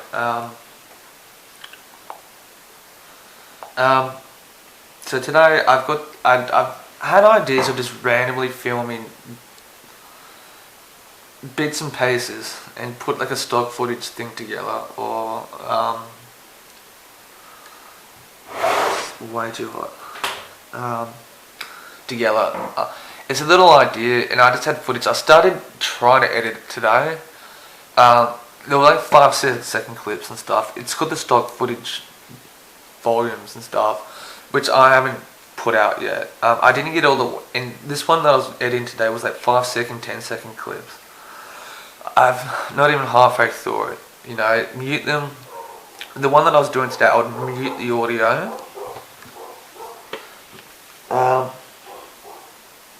Mute the audio. And just fuck around with the colour to it. There's another one that's a bit more standard. I can't remember what I did to it visually, but I haven't put it out there to the public because of the distribution stuff. FYI, Facebook's still giving the shits. So that's what I did today. This afternoon, I didn't really do much. Again, I'd have had Facebook problems, another Facebook problem. I had issues with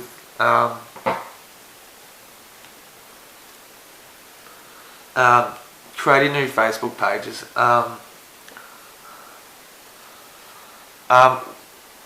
It's just scheduling. I don't know why it's fucking around with scheduling. I just can't. Every new Facebook page that I try to create, I try to schedule on the hour, every hour Facebook posts to help promote my YouTube videos, but it won't let me schedule the time. Like, I'll schedule, let's say 4, then I'll do some more, then the first 4 that I originally scheduled would get deleted, stuff like that. So then I walked around and I had to do a few admin stuff, which I don't mind doing it, but that's what I did this hour. And then did an online meeting, wrote a couple of ideas, filmed a bit. Yeah, then I tried to write some more ideas after the meeting, which is helpful to get a guidance. Not today. Yeah, so that's what I've done, and I just went out to get Coles to get some cigarettes. Coles. So trying to get my health back in order. Today's not that bad, to be honest. No, today wasn't the best, but it wasn't that bad. Put it like that. If that makes sense. But recently I've been talking to this girl. I won't go into too much detail. I don't think she watches my shit, but just out of respect for her.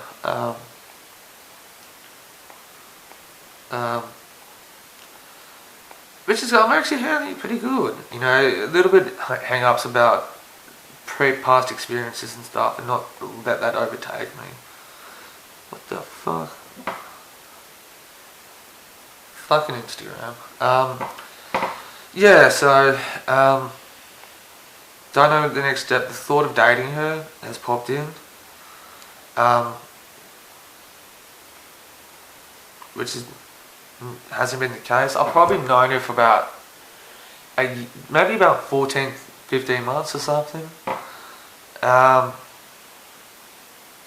Probably been actively friends on and off those times.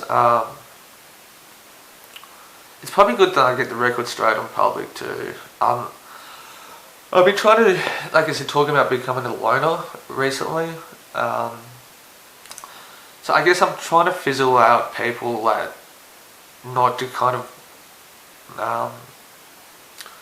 be a constant friend. Like, getting along is not a question. I love these people, I respect them, stuff of that nature. but the times I actually want to have some sort of social interaction with people, but more particularly in person, I'm trying to figure out who to kind of contact and call upon and engage with and all that. I know she probably has poor experiences with dudes and stuff, but from what I can gather, she doesn't have issues with dudes and stuff like that. And the last few weeks we've been trying to get in touch and stuff, and mainly because of her, like, on her, whatever, her life, just we haven't been in touch.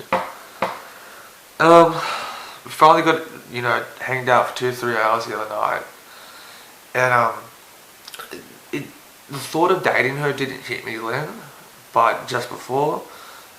So I'm trying to worried about it, but not worried, but whether to go through it. So I'm thinking before I do anything.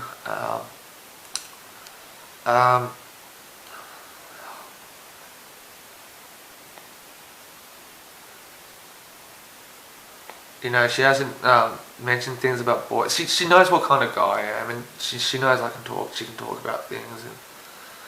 And,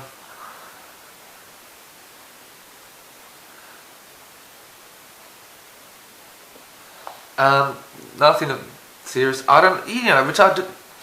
She knows that I can talk about boys and dating with me, put it like that. So, and I know sometimes girls don't want to mention things, but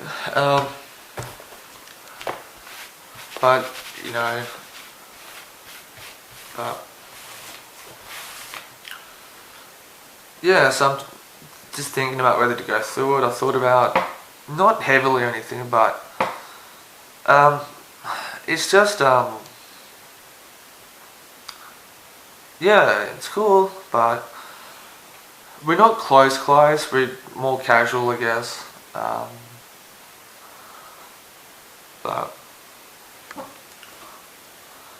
But just thinking through it, preparing myself to let go. One thing that I'm trying to practice actually is for it to go sideways, to being obscure or falling through or not not working out. And I should write out things about it, what to say to her and why, and to be prepared for it not to work out.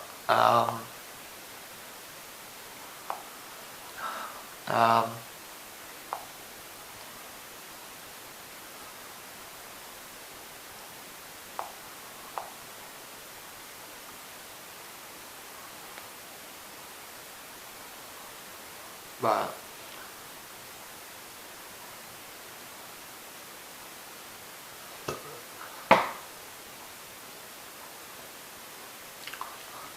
so I'm just reading some of this description. A broad team, I've never heard of that.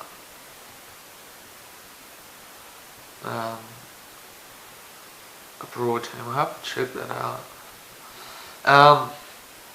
I've talked about,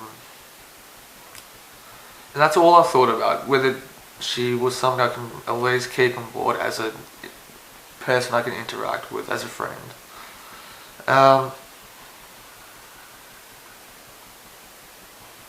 That's about it,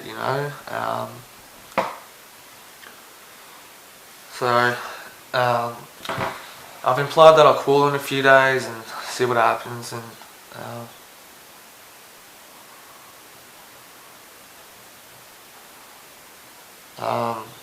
yeah, so I don't think it would work out, to be honest. I really don't, for other reasons. She hasn't really implied it that heavily about being a friend, but I think she probably thought around, and it's a safety thing. Yeah,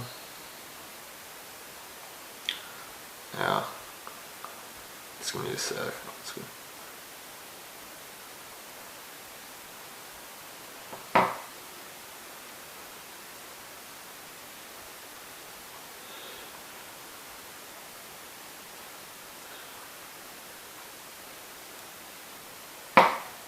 But, she probably thinks that that's what I think of her too, as a friend. But she hasn't really implied or anything like that heavily. Pretty comfortable one-on-one, so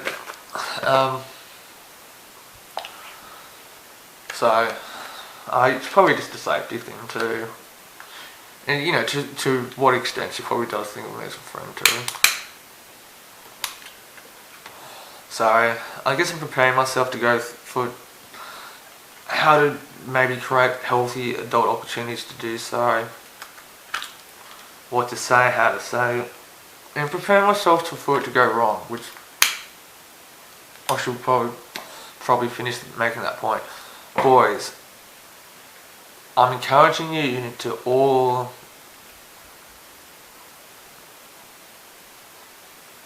to interact with girls in an adult, healthy way, but dating wise, for it to be kind of the word no.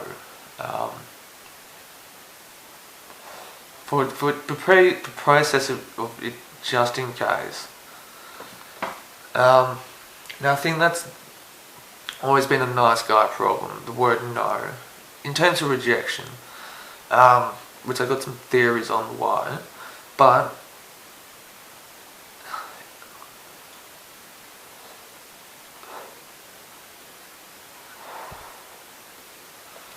which has always been a problem, I think, for those nice guys as well, taking the word no.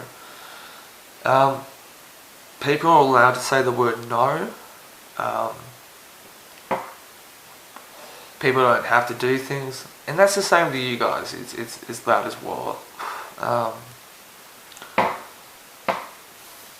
hope my hair's okay, but I think you've got to process that stuff before you actually do it, and I think a lot of them don't do that, if that makes sense. I think a lot of nice guys actually, and I think they don't do that properly. Process it before you actually act on it.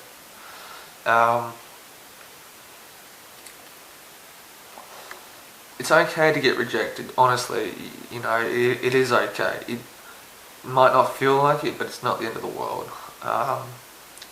Which is one reason why nice guys might not handle the word no.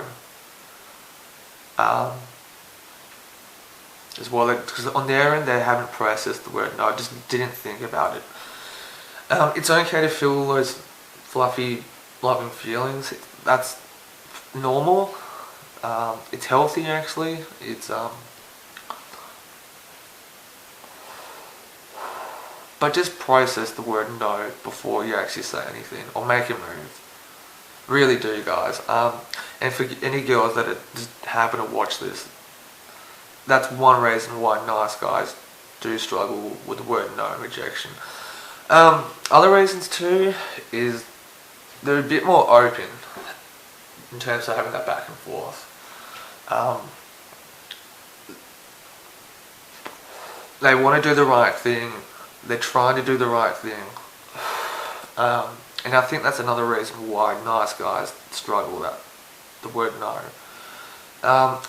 I think all around, they not just dating wise and girl wise, but work wise, health wise, just life in general. The thing is, when you try to do the right thing or improve, things work out. And I think they become people in general. You can't blame people for that, for becoming accustomed. Maybe the word accustomed is the wrong word to use, but they're just things for things to work out as well, for the better, or for the good, or in the way they want. When you're an overall person in general, when you're an overall good person in general, you get used to things being on good terms. And because there's no inherent toxic behaviour, there's no inherent wrong, no inherent whatever, rejection, there is people aren't used to that as well. And there's some that stuff on their side as well. It's not the world's fault, it's not the end of the world. You're allowed to say no. You're allowed to reject people. You're not obligated to do anything with anyone. So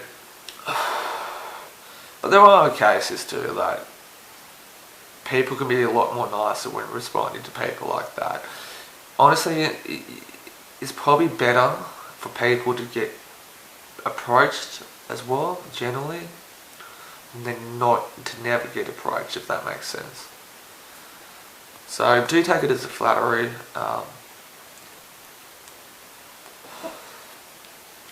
So I'm gonna take my pants up because I gotta stand up. Should not be doing stuff on camera, so fucking walk off camera.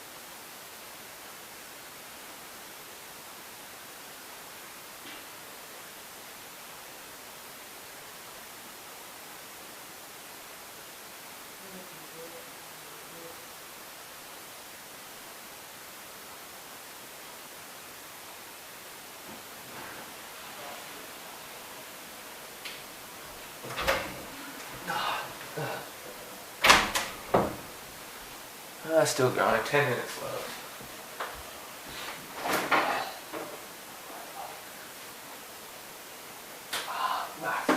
He's nice. Nice. Oh no,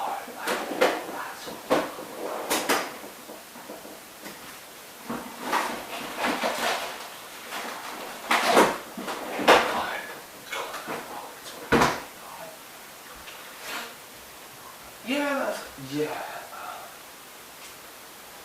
The guy doesn't have to pay.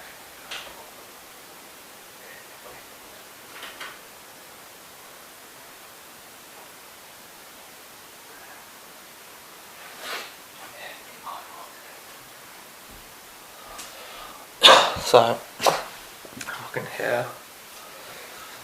So that's been on my mind.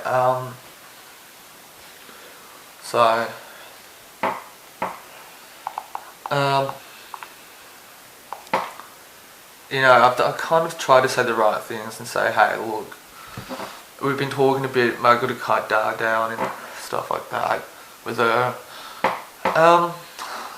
So I'm going to think of time, I'm going to say to her in person, stuff like that, but I've implied a few things like, hey, look, I'm going to try a few things. What did I say to her?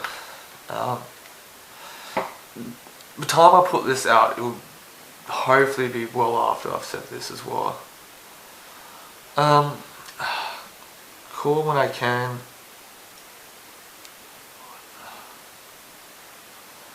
A Sunday night and something else gave me a thought. Got to think it over, see if I'm half retarded or not. But I mean well though, remember that. You're good, don't. Even if it's different. Yeah.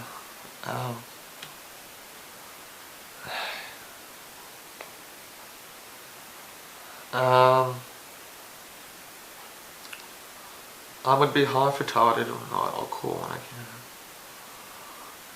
Okay. Yeah, so I'm just gonna give it a shot. We're not close, we get along fine.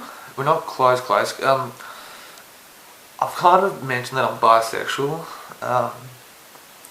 which is, I'm not, trust me, I'm not going to give into that fucking I'm special shit. But I guess, you know, as far as guys go, I'm pretty cool. I get a lot more leeway and stuff like that with women, but which is going to be a good thing.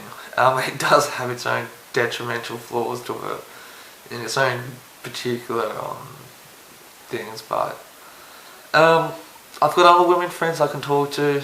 I really do. I've sent a few of them actually messages tonight. I want to give them a shout out to Lauren, she's a sweetheart. Donna, Becca, I sent a message to tonight.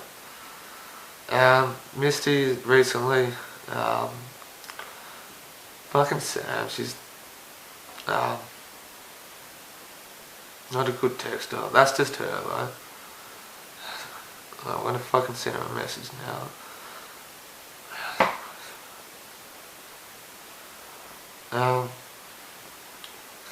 You're in Sid. I don't know what she's doing, but fucking, I've been trying to organise to catch up with ages. Which is really good.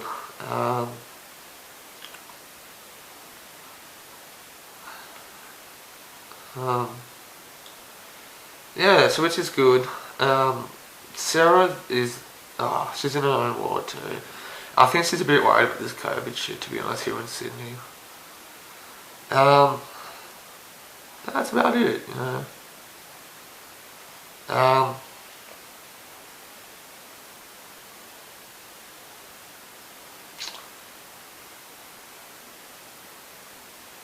Bobby, I don't know what he's doing.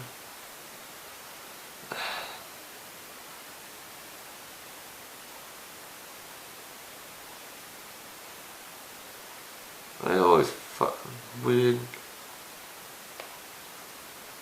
I don't know if you've seen on messaging thing that going back on old messages as well, it gives you like a chance to delete the message too.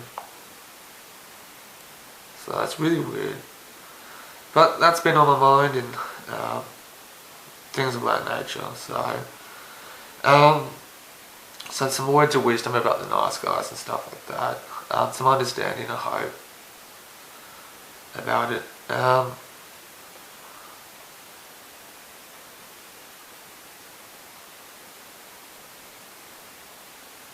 Like Harry, fuck, I haven't seen him in a while. And Riley as well.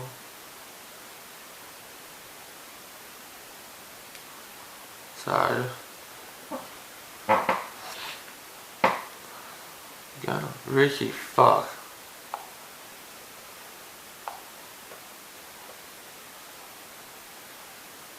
Third of November 2018.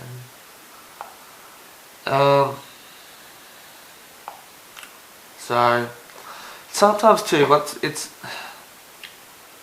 one of the stuff is just playing it safe as well, which I've done as well, and allowed things to go on. Sometimes that happens too, about things as well. You know, a lot of the times too, I don't know if it's me personally, me being, like I said, bi. Sometimes I don't instantly look at people as a romantic partner at all.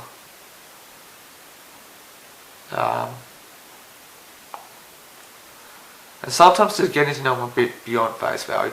The girl that I'm talking about, if you do end up watching this, you're very attractive, okay? There's nothing wrong with you, but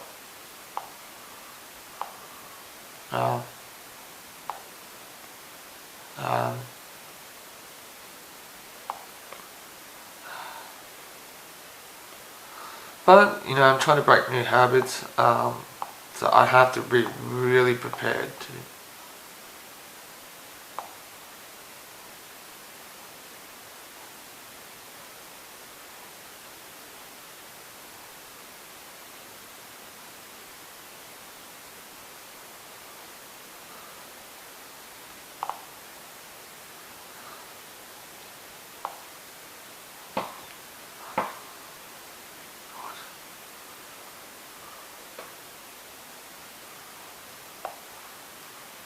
profile.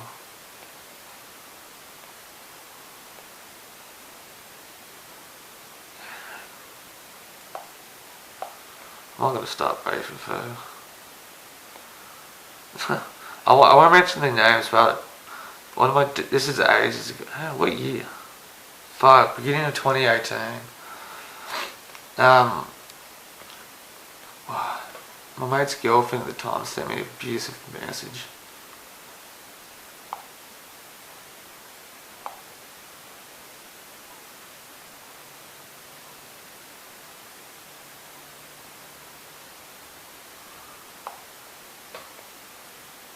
But yeah, so trying to break new habits as well.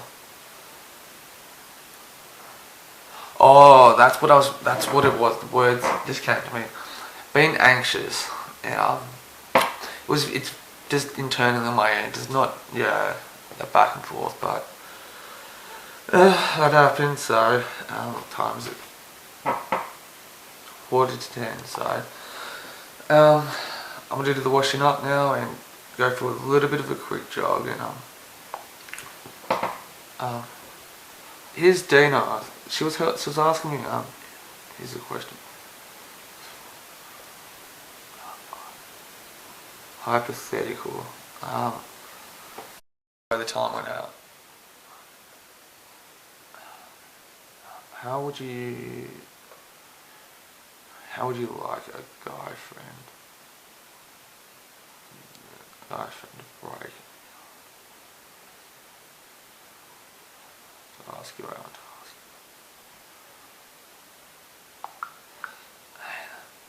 I hope she helps me out, so. And his died.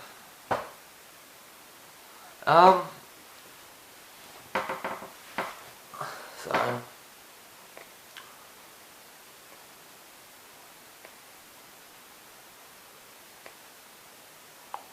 This age.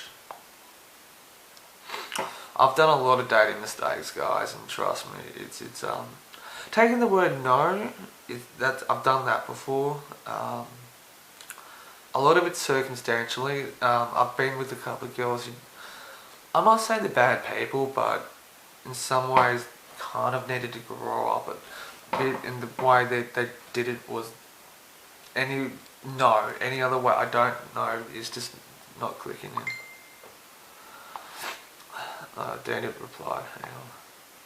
Let's reply.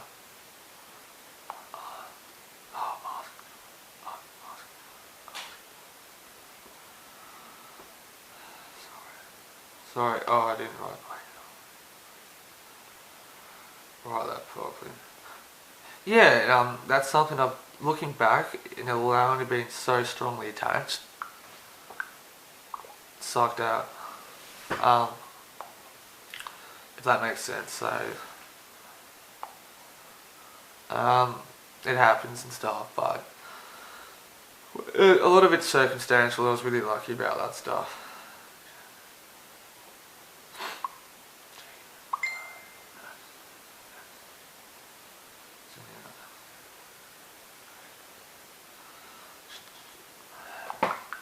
Cinnamon. Oh, that's true. Good point. Good point.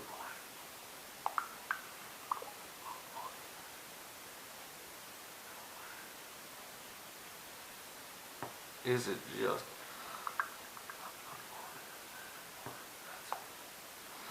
So, Jane is a really cool girl. Like, what do it get girls say? I don't understand that.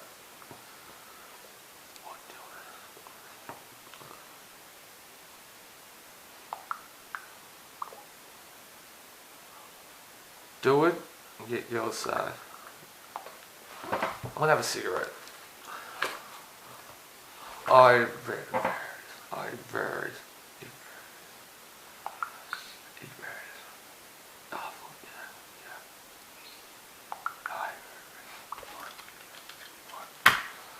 But it differs. It differs from girl to girl.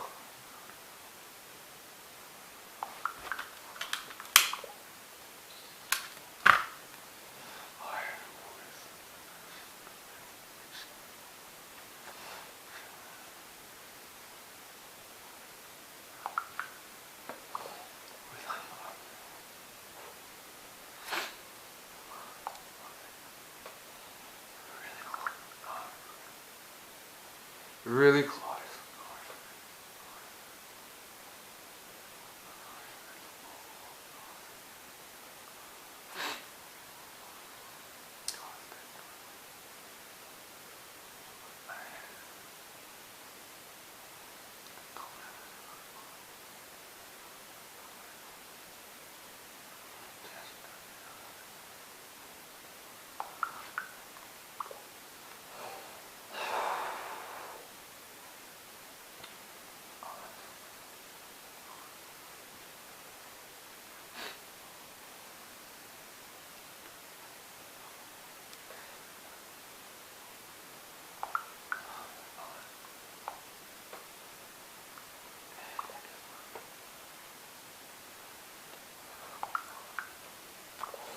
Jenny's cool. She talks to me sometimes.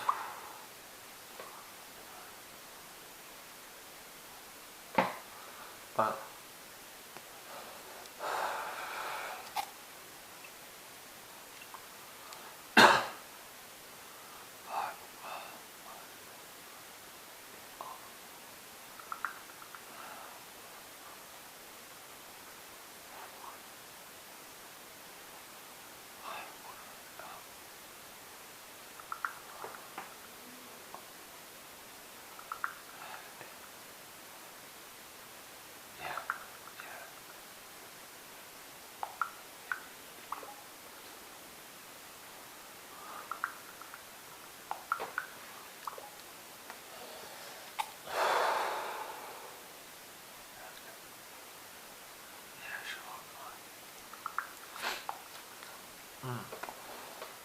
see, girls, it's we're messaging back and forth, asking about male and female relationships, which I always think that's a lacking thing that between men and women.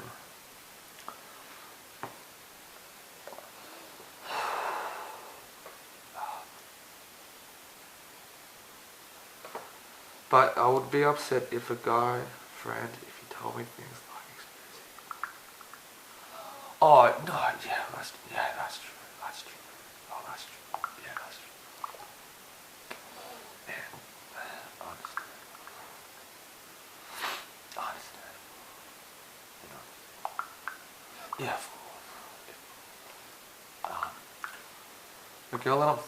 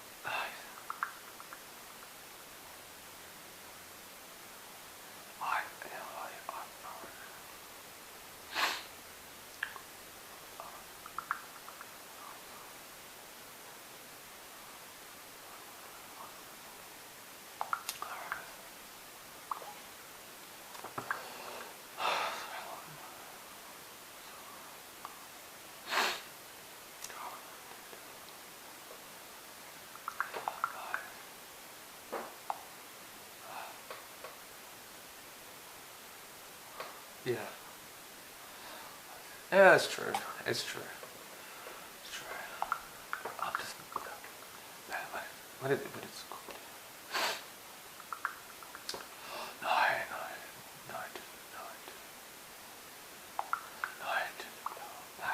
the girl was talking about I just a guy.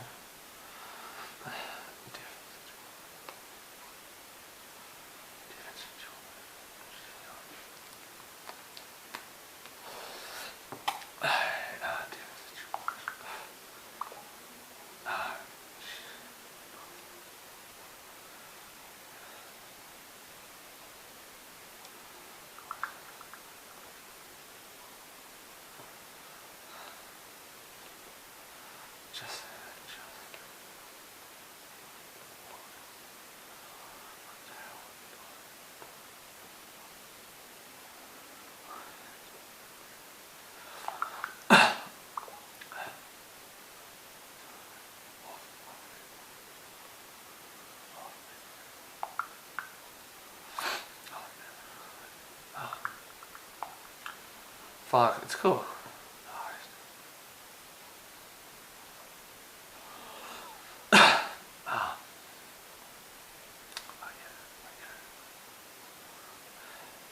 With this.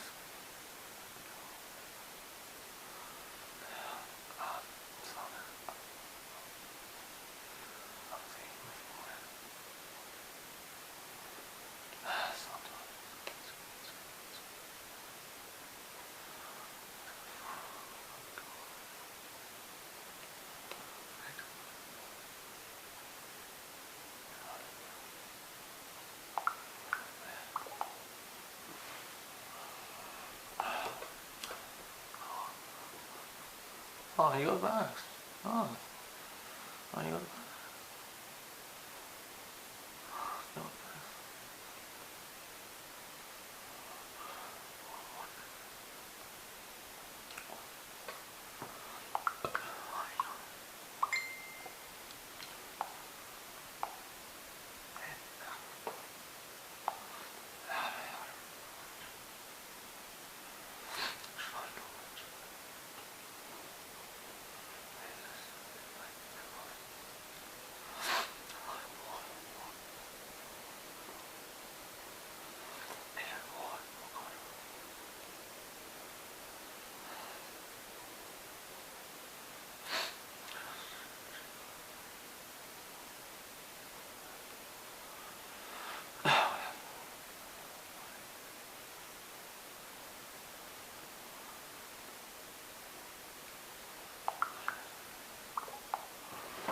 I should fucking finish.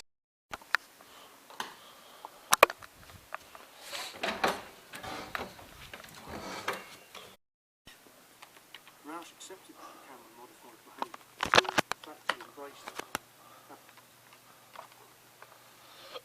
Oh, God. What's that documentary?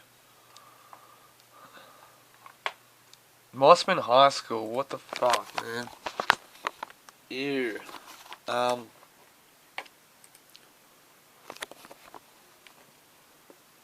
So fucking bored at the moment.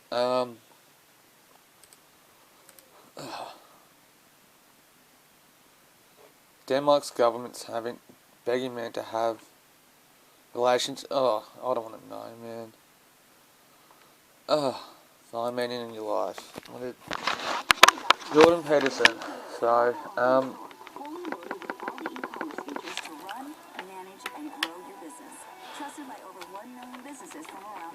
Truffaut. I can never spell his name. I can never remember how to spell Francis Truffaut's name properly. Day for Night. The History of Adele.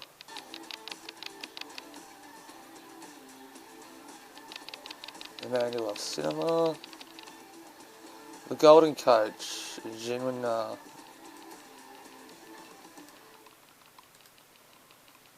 Oh, okay. The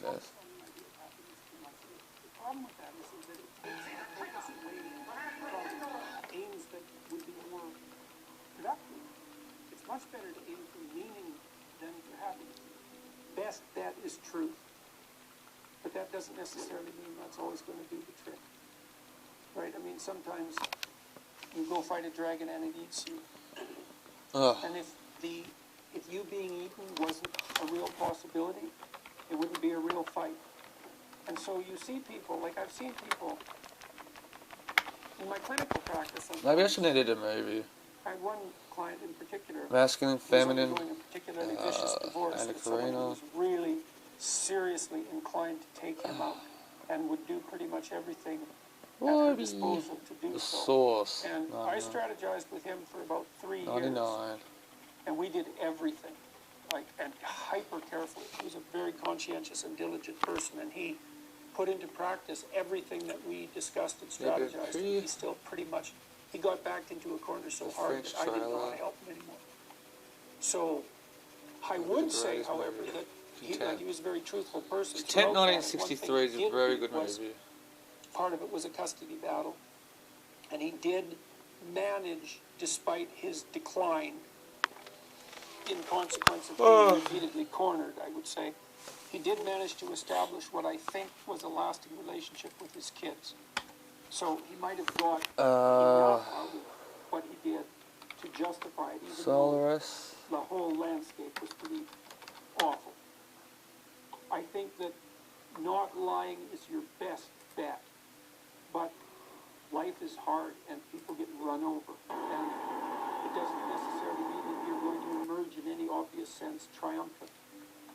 But if you take the alternative path, especially when you're facing severe tribulations, let's say, and you complicate those with deceit, you can be sure that whatever tragedy that you're confronted is going to turn into not only tragedy, but something very much akin to hell.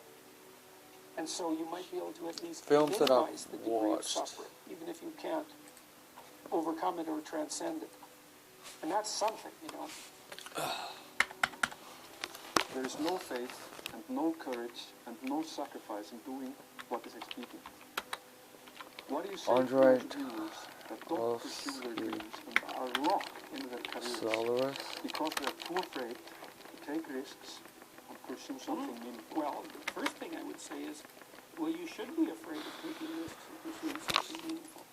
Stalker? But you should be more afraid of staying where you are if it's making you miserable. It's like the first thing you want to do is dispense with the idea that you get to have any permanent security outside of your ability to contend and adapt. It's the same issue with children. It's like you're paying a price by sitting there being miserable. You might say, well, the devil I know is better than the one I don't. It's like, don't be so sure of that. The clock is ticking.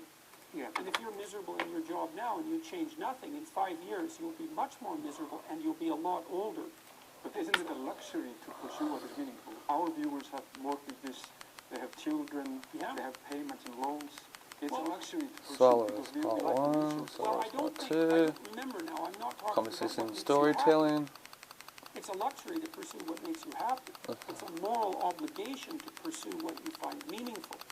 And that doesn't mean it's easy. It might require sacrifice. If you need to change your job too, let's say you have a family and children and mortgage, you have responsibilities. You've already picked up those responsibilities. You don't just get to walk away scot-free and say, well, I don't like my job, I quit. That's no strategy. But what you might have to do is you think, well, this job is killing my soul. All right, so what do I have to do about that? Well, I have to look for another job. Well, no one wants to hire me. It's like, okay, maybe you need to educate yourself more. Maybe you need to update your curriculum vitae, your resume. Maybe you need to overcome your fear of being interviewed.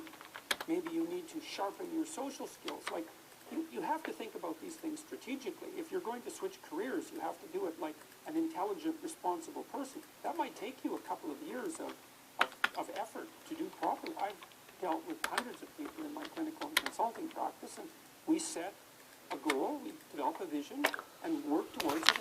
And things. The Russians know how to make a movie, trust me. So it's not a luxury. It's difficult. It's sacrifice. It's a moral responsibility, and it isn't happiness. The stalker with the God. It's a moral responsibility to pursue weekly entertainment. Absolutely. It's going to have more radical than necessary change, the more pain that accompanies it. Like the more opportunities as well.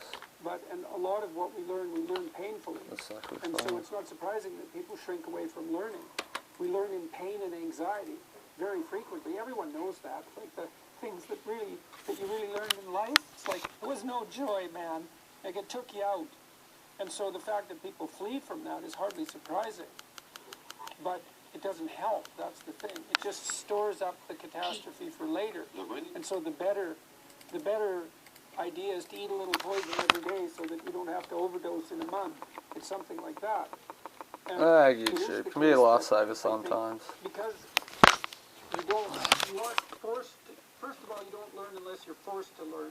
I know there's alternatives to that. There's the voluntary search for knowledge. And that's a fine thing, and that is an antidote to this. But apart from that, speaking more practically, you tend not to learn unless you're forced to learn. And what you tend to learn by force are difficult lessons. And so people are very prone to not seek that out. It's not surprising. But it's because they don't understand the consequences very well. You know, It's because they're convinced that there's some way of forestalling the necessary learning, and there isn't any way of forestalling it. All you do is make it worse in the future. You make yourself smaller, and you make the lesson harder. Of Gods of Men. And so that's why so many religious doctrines. That's a really good movie, Gods of Men. You know, humility isn't to debase yourself. It's to understand that you don't know enough so that your life isn't going to be miserable.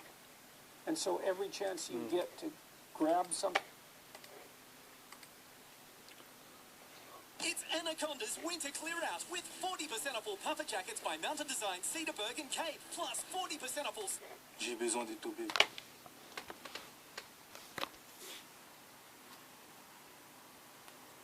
Ils doivent venir avec nous. C'est impossible. J'ai 3 blessés qu'il doit soigner à 1 heure de route. Il ne peut pas partir d'ici, il est malade, il est vieux, il a des crises d'asthme.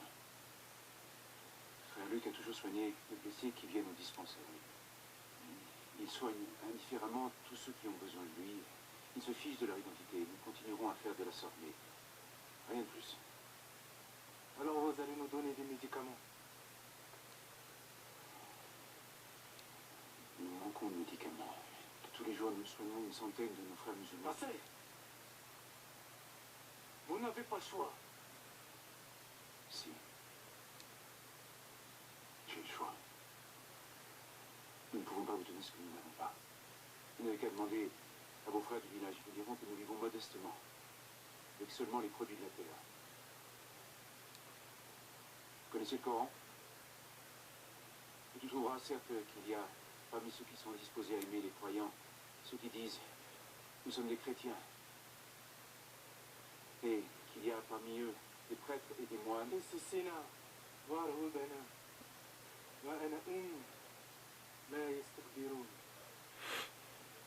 Voilà pourquoi nous sommes proches de voisins.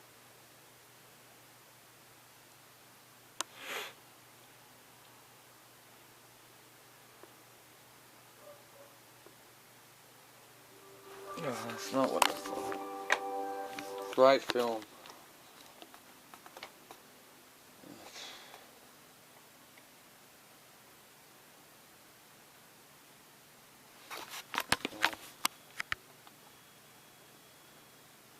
Jesus of Nazareth.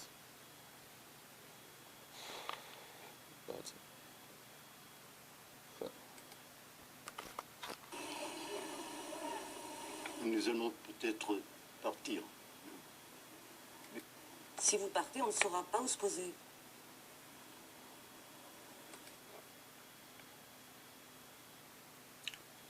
Yeah. Cinematography that changed cinema. It's like... They knew that will help you along your way, you should take it as fast as you can. But you have to have a very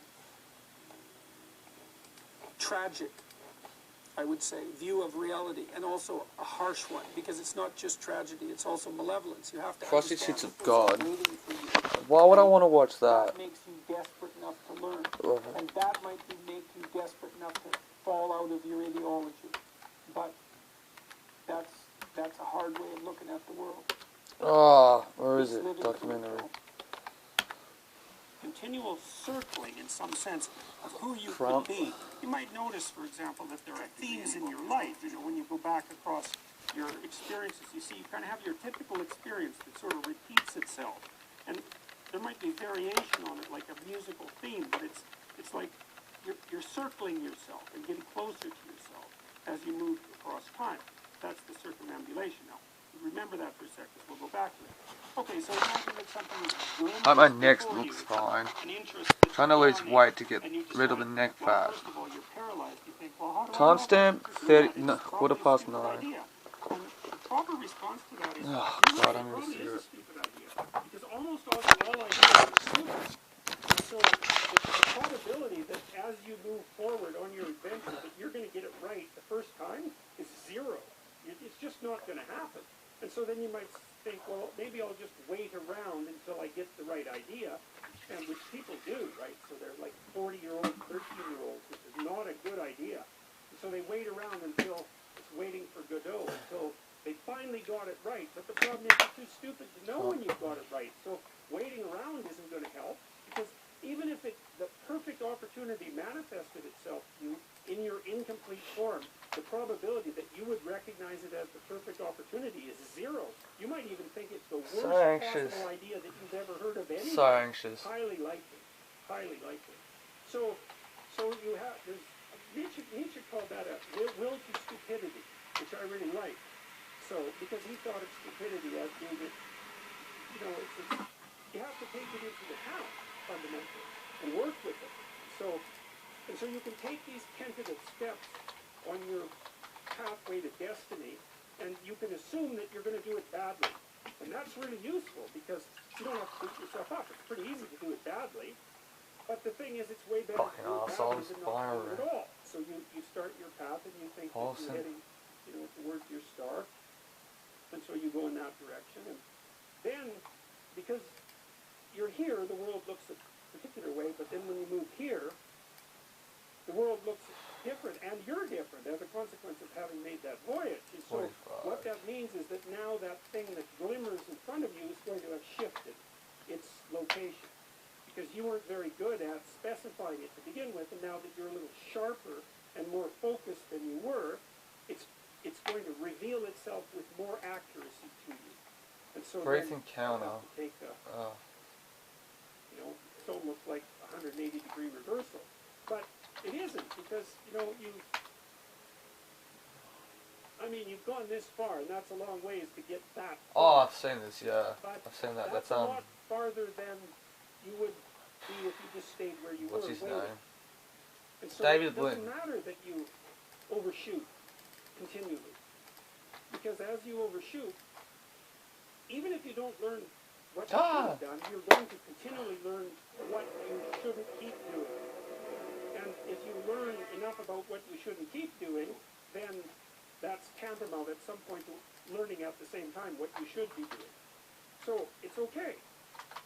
So it's like this. Now, what's cool about it, though, I think, is that 1945. as you progress, the degree of overshooting starts to decline, right? And that we know that. There's nothing hypothetical about that. As you learn a new skill, like even to play a song on piano, for example. Bicycle theft, I gotta...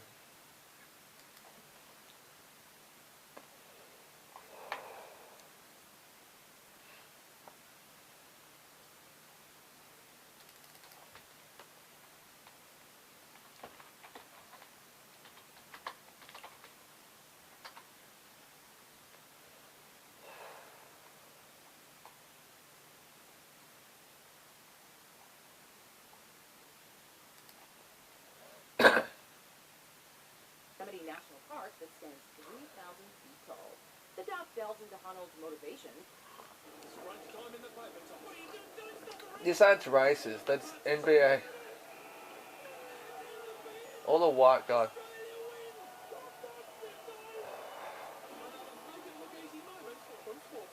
That's so racist. As well as the challenges faced by the film crew attempting to capture his record-breaking climb. Trust us, this and fast in this documentary, which wound up taking home the Academy Award for Best Documentary Feature. Many a documentary has started with the goal of uncovering...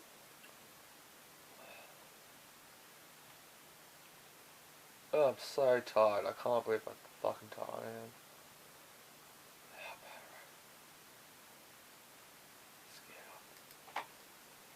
Emma's so tuned though and respectful. Like, you know that the total slaughter thing that we did, and we had a show and everything. That was, what was that, 2014? About around 14. It's lit, right? We had a show, Dr. Dre, Eminem. We was out of here, first of all. Here's where battle rappers fuck the game up, because it's a lot of cut their nose to spite their face. Like, they got so, it's, when you just too proud, where you just cut off every opportunity, don't even know what you're doing. That's bad. That's the part I'm trying to get to be going for resistance out of the culture of battle rap, which is being so insulated that you die from being overheated. All we do is cut off every outlet of any part of the brain. I hope I don't look fat. I'm trying to lose weight. For fear maybe of being infiltrated, so we don't let nothing, we don't reach out no olive branches, and then it's like shunned upon. So whenever we go do something like this platform is not battle rap oriented, right? So we go do something that's not, but all of the people that watch, all the millions of people watching, now they tap into battle rap, but it's like they'll say, fuck that. They wasn't rocking with us before. We don't want that. Like they feel like everything is a steel battle rap, and so they make other battle rappers not want to become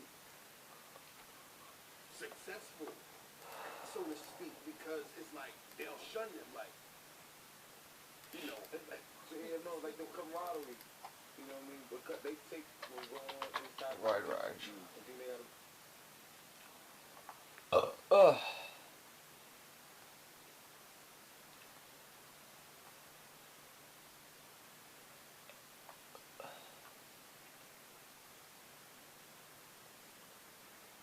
Best road rage. I don't know if I'm overtired or... I don't know if I'm overtired or fucking what. I'm just bugged. Hit and run, what? Yeah. Candida. What's up? What's up? What's up? What's up? Come on. Spring. Get out right there. That's some drugs.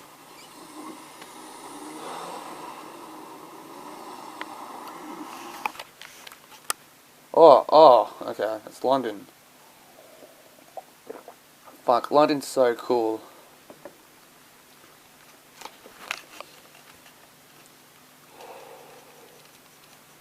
The fuck's he doing, man?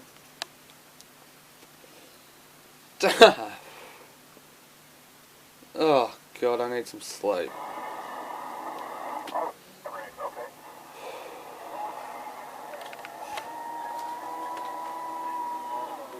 I gotta quit smoking inside.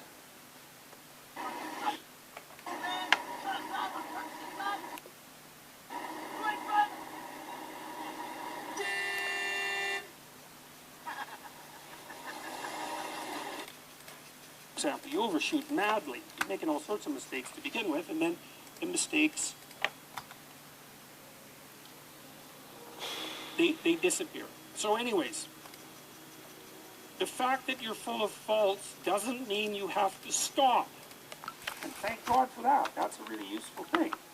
And the fact that you're full of faults doesn't mean that you can't learn. And so you can posit an ideal, and you're going to be wrong about it, but it doesn't matter, because what you're right about is positing the ideal and moving towards it. If the actual ideal isn't conceptualized perfectly, well, first, surprise, it's like, what are you going to do that's perfect? So it doesn't matter that it's imperfect. It just matters that you do it and that you move forward. So that's really positive news as far as I'm concerned, because you can actually do that, right? You can do it badly. Anyone can do that. So that's useful. Built for struggle as human beings. You know, after the bubbles of bliss that Dostoevsky described in Notes from Underground, we're built to contend with the world. We're built to contend with reality. You want a challenge, and the best way that you can take on a challenge, because a challenge fortifies you. So you don't want to be secure, you want to be strong. And you get strong by taking on optimal challenges. And so you lay out your destiny in the world, and you take the slings and arrows of fate. And you make yourself stronger while you're doing so. And you might fail, and fortune might do you in, but it's your best bet. And, you know, people that have extracted unbelievable successes out of catastrophic failures. And so, and I'm not saying that in a naive way. I know perfectly well what happens to people, you know. You're doing fine in life, and then you get cancer, and then 6 months later you're dead. And all the heroism in the world isn't going to save you at that point. But that's not the point. That's not the point. Life is bounded by mortality. But that doesn't mean that you don't get out there and contend. And you develop by contending. And you minimize the net amount of suffering in the world. And that's something, man. That's something to do.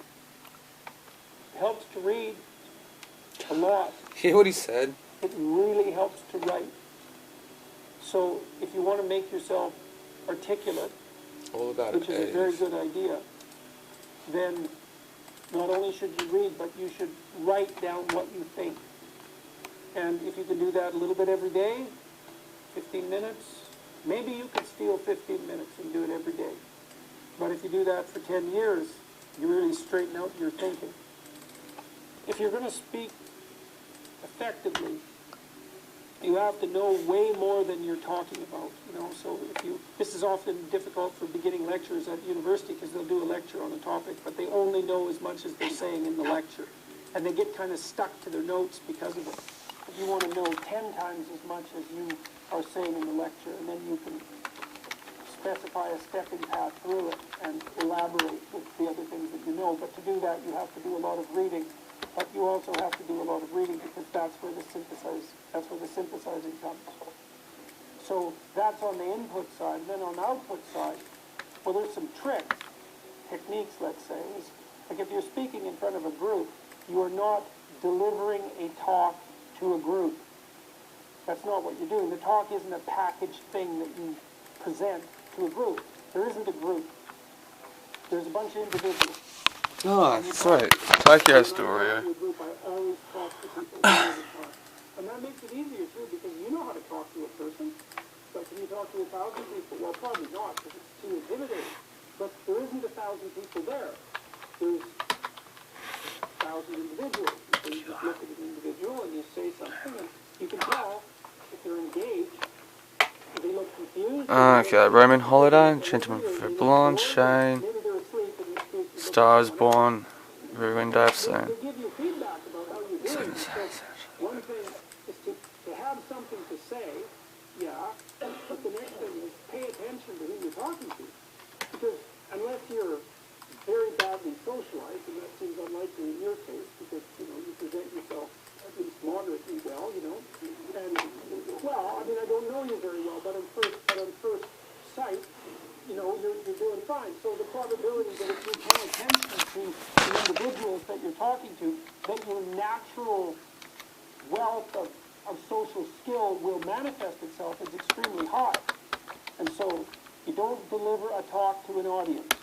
That's a really bad way of thinking about it. You're actually engaged in a conversation with an audience. Even if they're not talking, they're nodding and shifting position and, you know, looking like this or...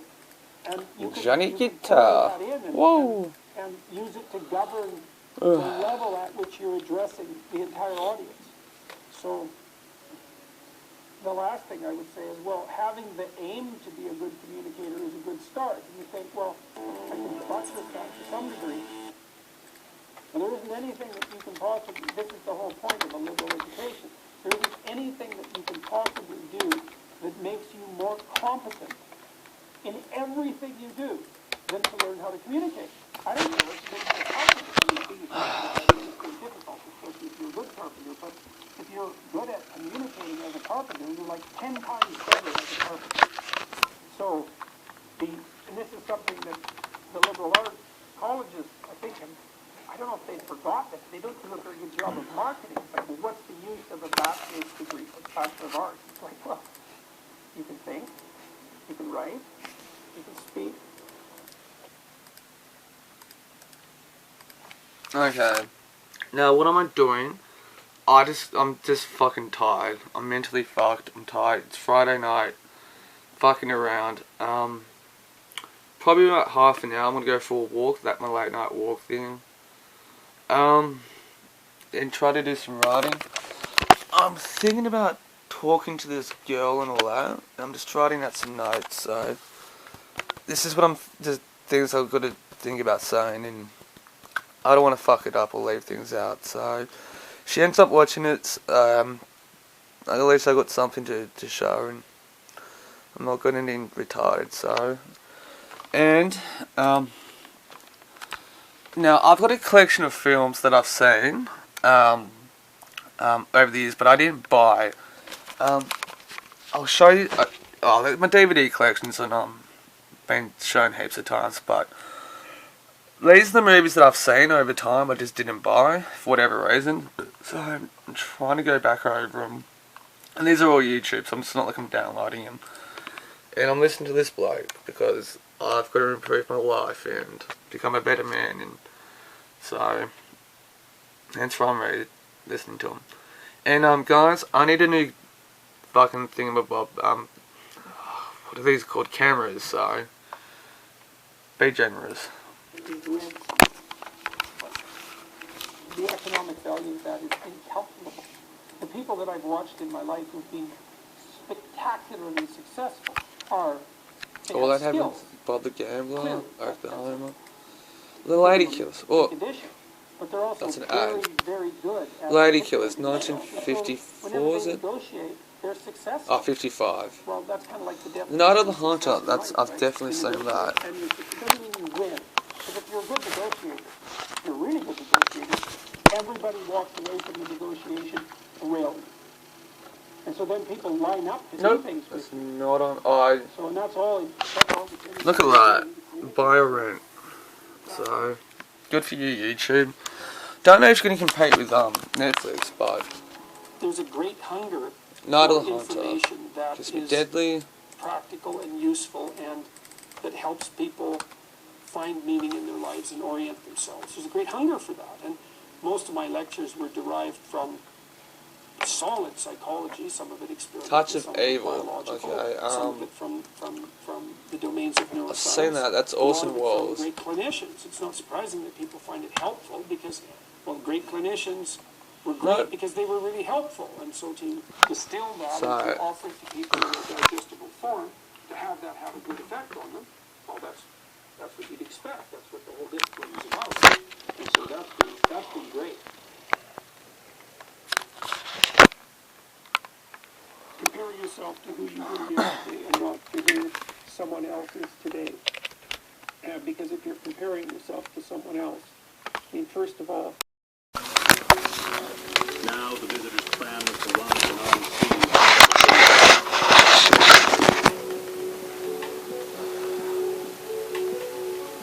His name was David Coleman. He was an American terrorist.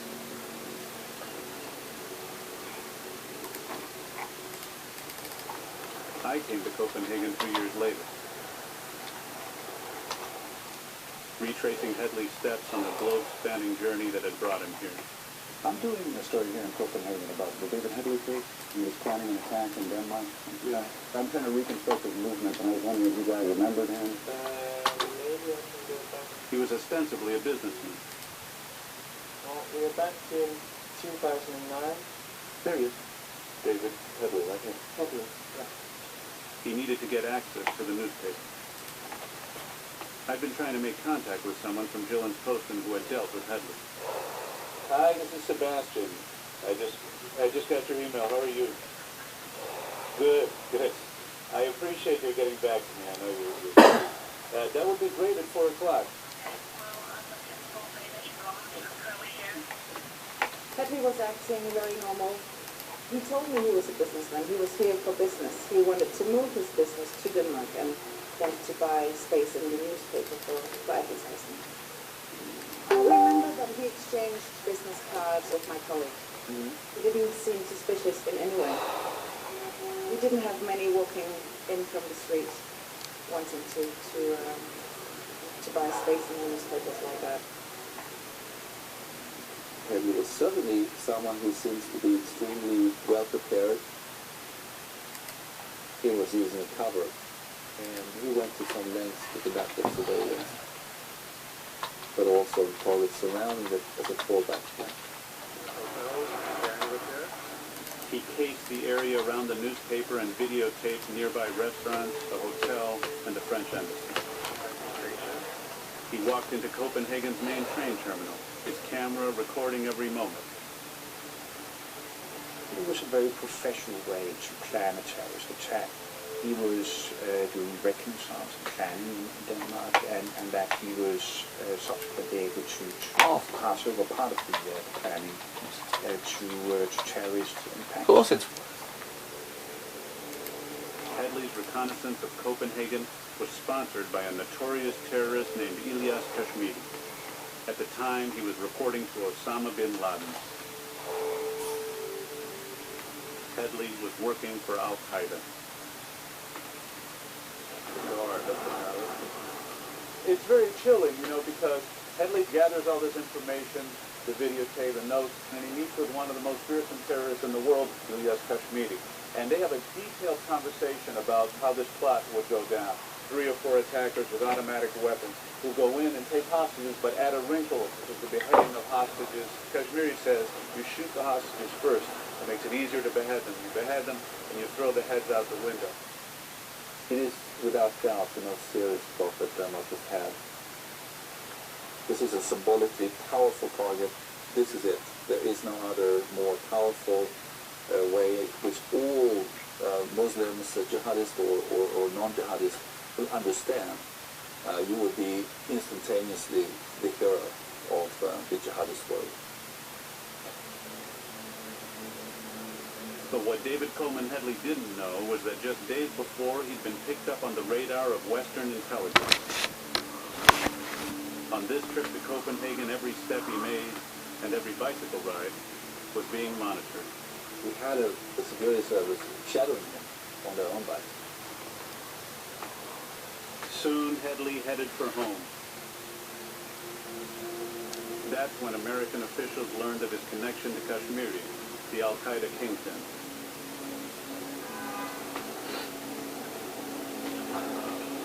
By the time he landed in Chicago, they had him under surveillance. Well, certainly the concern is there a homeland plot here in the United States? We received authority to go up on Headley's communications real time. Anybody that came in contact with Headley became a target of ours. And that's when it kind of grew into a larger picture of who David Headley really was. An American terrorist, age 49, living in an immigrant neighborhood on Chicago's north side with his wife and 4 children.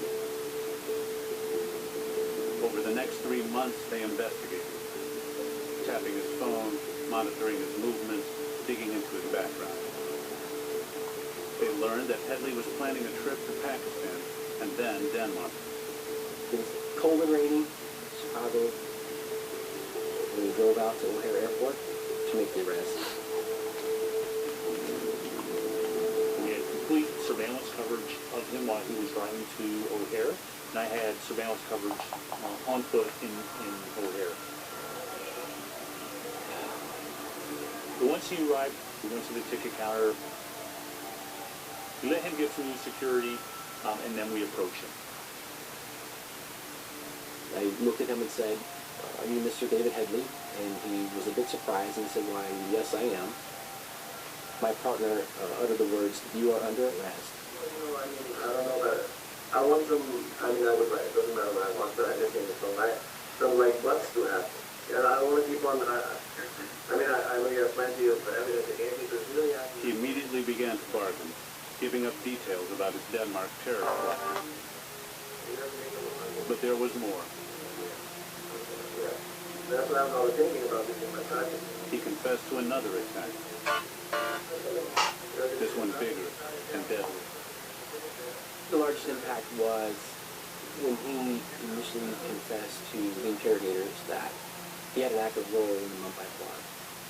So many innocent people lost their lives because of this individual that I had just handcuffed. Just hours ago, terrorists launched a brazen attack. The Indian city of Mumbai is in chaos following a series of terrorist attacks. Mumbai has been hit hard. Mumbai, 10 months earlier, had been the scene of a horrific 3-day terrorist siege.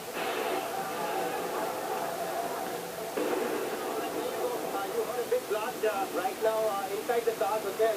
The world that watched as an icon of India was set ablaze and civilians, Indians and Westerners, were methodically gunned down. I wanted anyone with British or American passports. I'd like to see someone lifting up a gun like that and firing.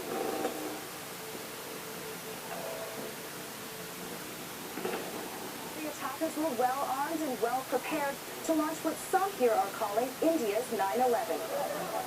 166 people were killed. Headley had played a key role in planning the attack.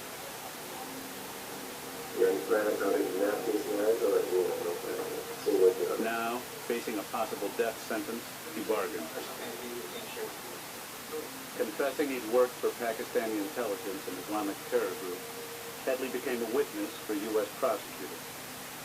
He was convicted and disappeared into a maximum security prison, almost forgotten.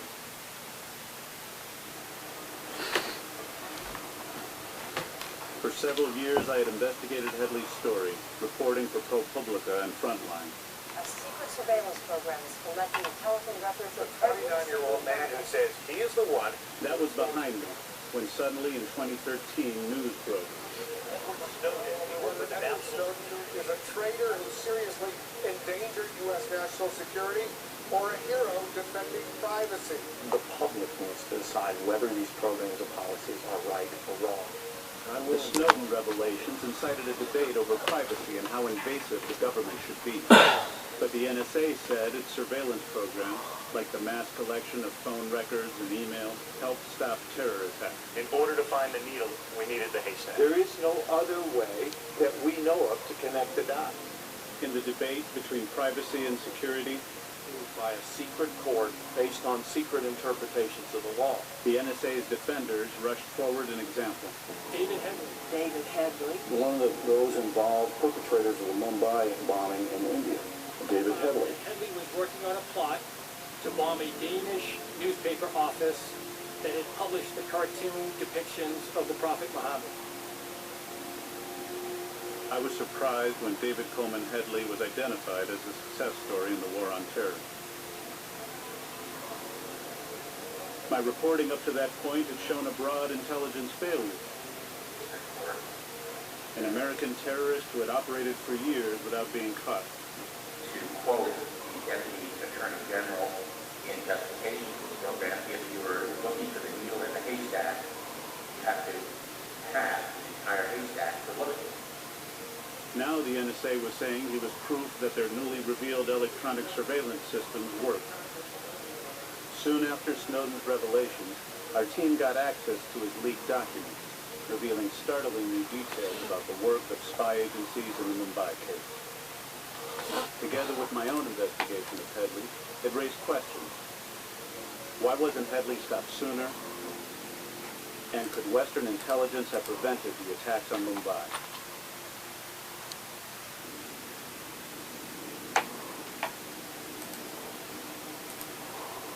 It meant I was back on the trail of David Coleman Headley, trying to understand what the NSA might have known. I had started in Chicago, where Headley lived with his Pakistani wife and 4 children on the north side, near an old friend, a man named Tawur Rana. You can tell me what you know about how they met. Headley and Rana became close in the 1970s, growing up outside of Islamabad. David Coleman Headley. The Ranas considered Headley family. He was very nice. He called me sister, and he said, "You're my sister," and that was a very good thing. For years, the Ranas had been operating an immigration company. It specialized in getting foreign professionals U.S. worker visas. Was your husband working here then? My husband, he particularly, he don't have any. Headley used the business as a front while he was plotting the attacks in Mumbai and Denmark. Did David Coleman Headley ever come to this house? But he was not working in this office, he was working in a Mumbai office. Yes. After his arrest, Headley gave up his friend, testifying that Rana was his accomplice. At trial, Rana denied it, but he was convicted and sent to prison. So many innocent people, they are killed in this Mumbai attack. David Headley is there.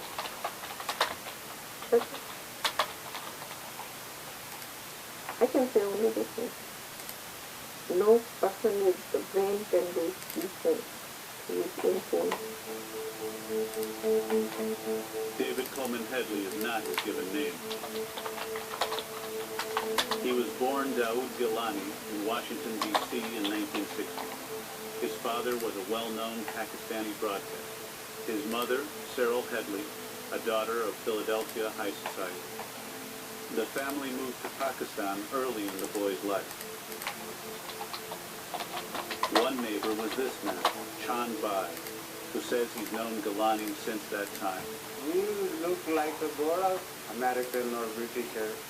We call them Gora in our language. And his eyes, one blue and one brown. That is the thing which really one can recognize that he is David. But soon the parents divorced, the clash of American and Pakistani cultures at the heart of the breakup. His father remarried, his mother returned to America, forced to leave her son. Daoud grew up in private military schools, where duty to flag and country was instilled.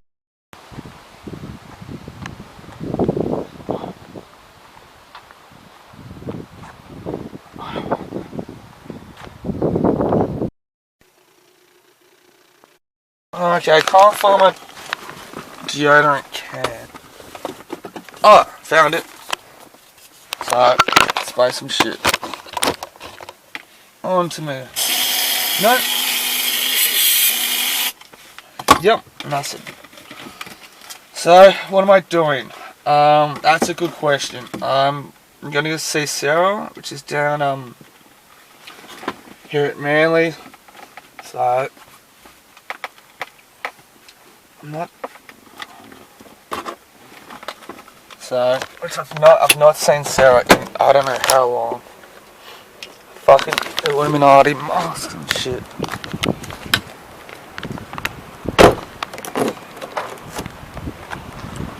So, stuff down. Manly beach is that way.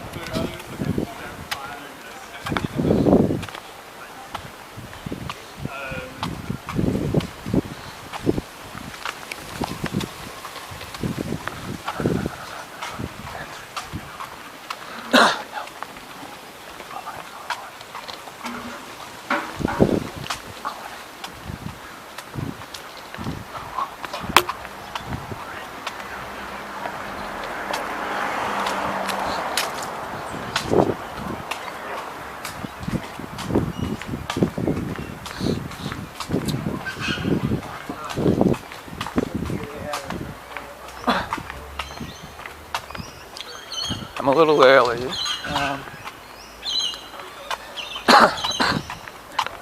So I'm supposed to meet her in a few minutes, not fucking.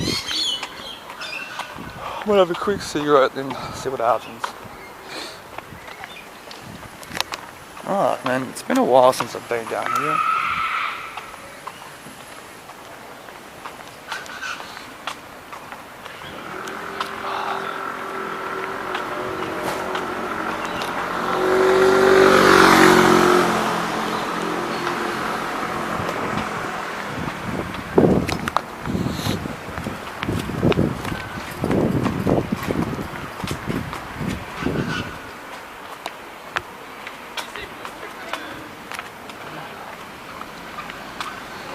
I'm actually pretty hungry. I don't know why, but every time I come and see Sarah, I just get hungry.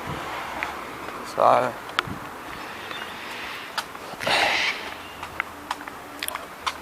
fuck, man. Even in the afternoon. Oh.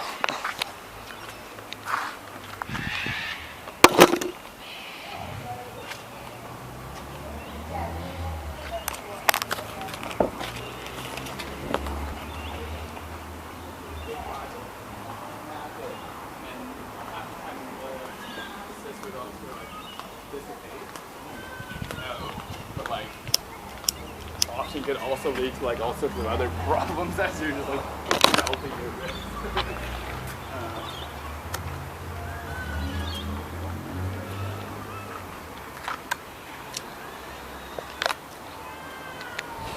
So, I almost walked past it twice.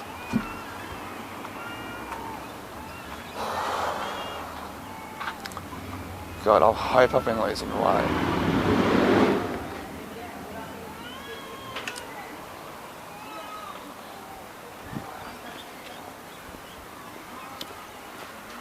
Hello.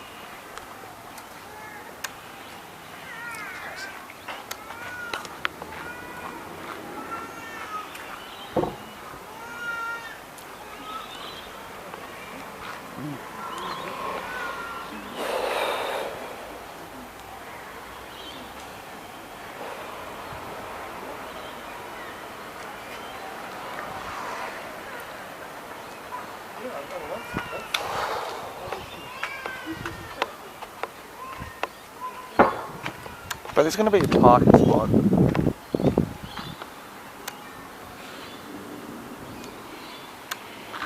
And I can't see one, but...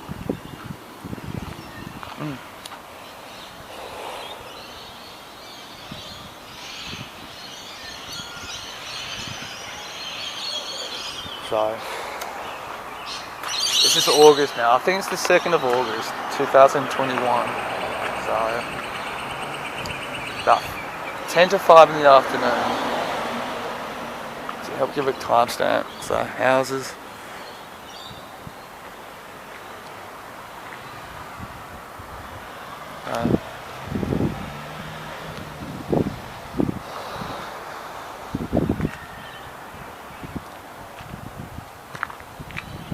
That guy.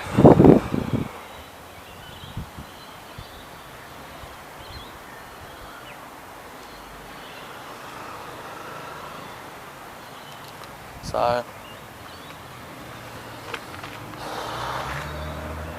swear, I hope I've been losing the weight, man.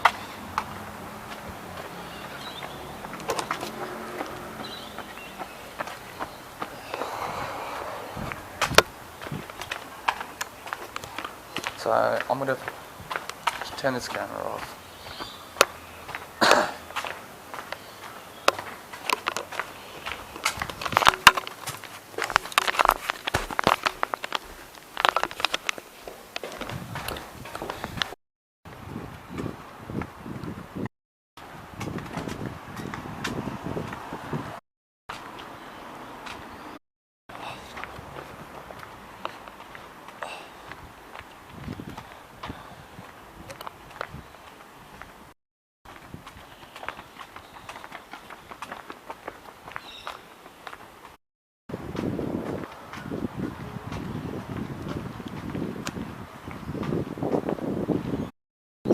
So I just caught up with Sarah. I didn't film her or anything like that. We weren't talking about anything dodgy, serious. Just yeah, it wasn't cool. Like, just didn't want to film her, so it's alright. Oh, fuck you. No fun.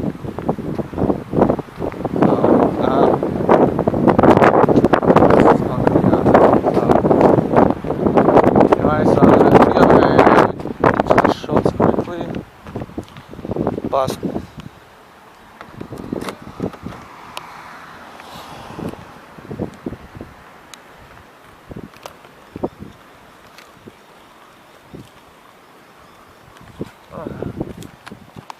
Well, I hope.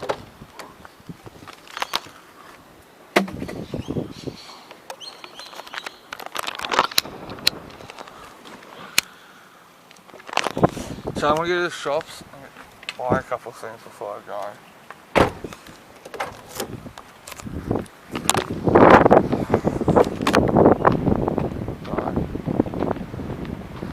I don't know why I lit up a cigarette.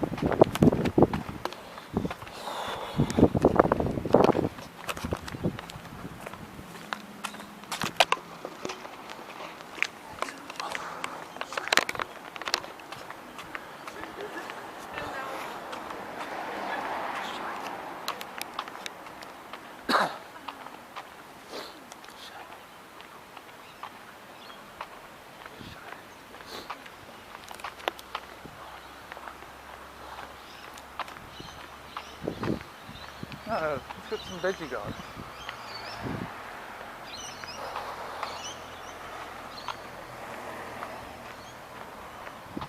That's gotta be it.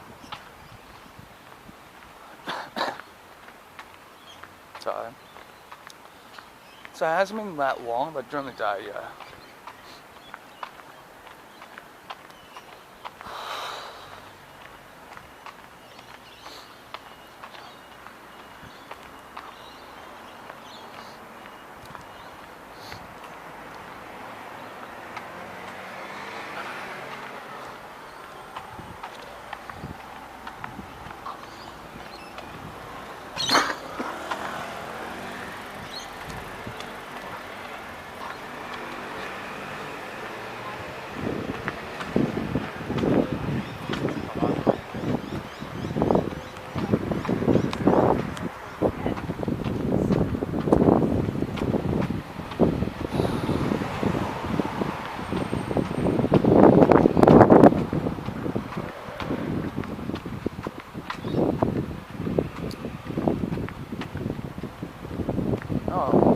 Something is happening.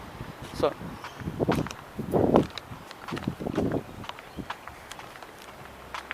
sorry, I just saw some kids like walking around here. I thought,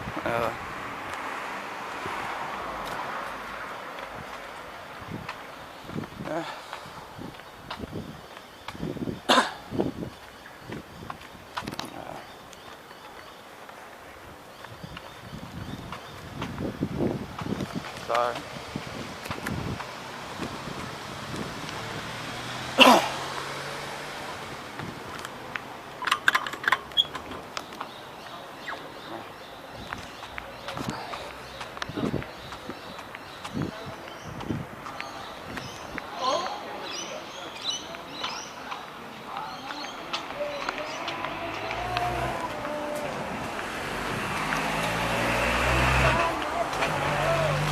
There we go.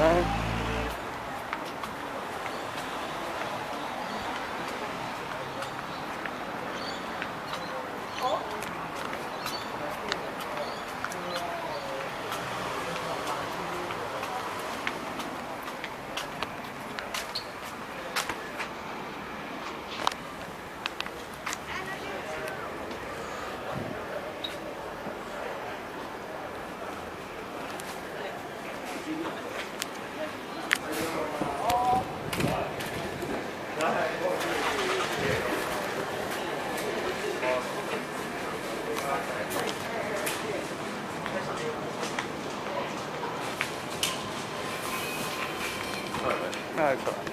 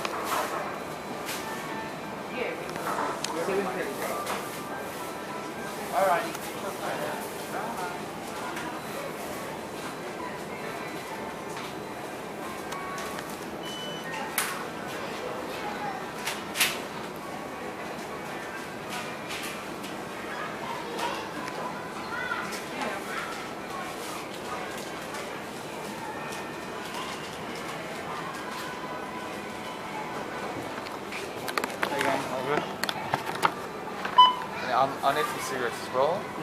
Harmony by Choice 20s, blue.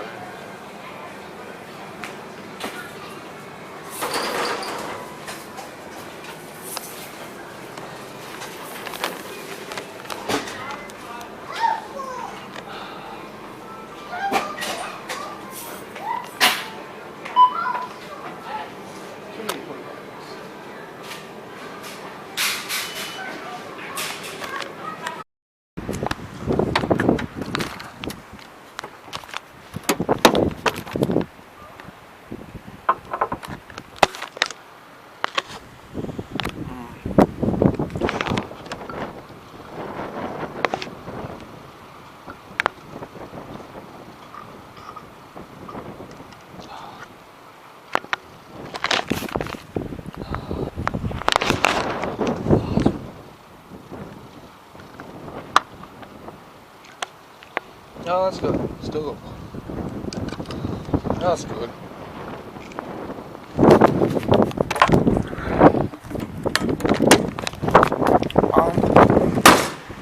Yeah, you just.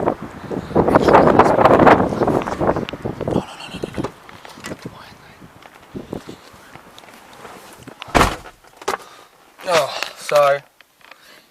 Oh, fuck it. I'll talk about it later. Fuck. So I'm. Rozpoczynamy naszą procesję na Kalwarię, by tam uczestniczyć w sumie odpustkowej ku czci Matki Bożej w Niebo Wziętej. W imię Ojca i Syna i Ducha Świętego. Amen. Kyrie eleison. Chryste, usłysz nas. Ojcze z nieba Boże, Synu Odkupicielu świata Boże, Duchu Święty Boże, Święta Trójco Jedyny Boże, Święta Maryjo, módl się za nami, Ty się stróży kwiat. Do Ciebie woła Jezus Maryja, cały piękny świat.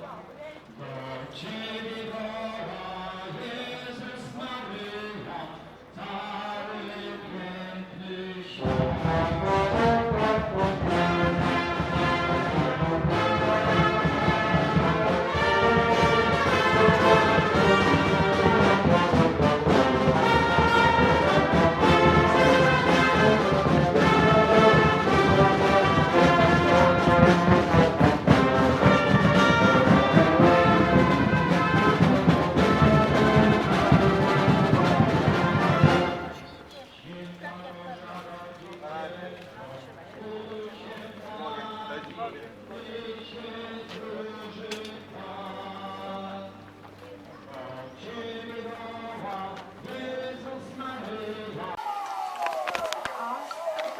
Shepherd's Pie, oh, what's that?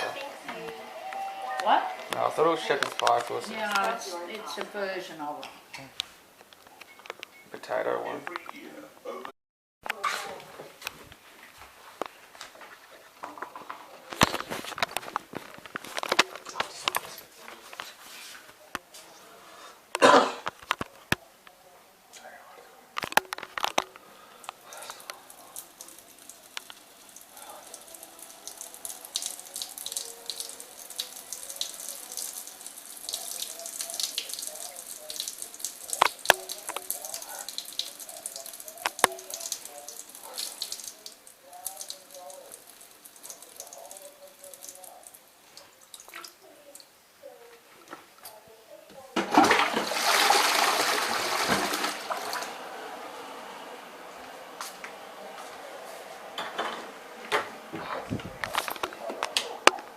So you feeling good? You feeling alright? You want a hug before you go to bed? You want a hug before you go to bed? No. You gonna watch a movie before you No, go? I don't want to watch a movie. I don't want to watch anything. You're going to ask me the same questions every day. Okay, fine. Okay? What video are you gonna watch? Oh. I'm trying to have a conversation with you. No. We've got nice signal on the TV, let me know. Uh, Right. Okay. I'm in my bedroom if you need anything, okay?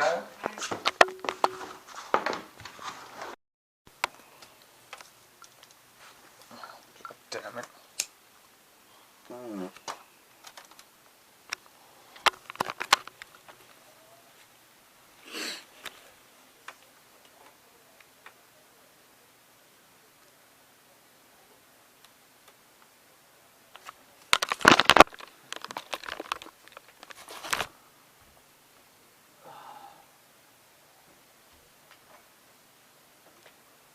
Fucking.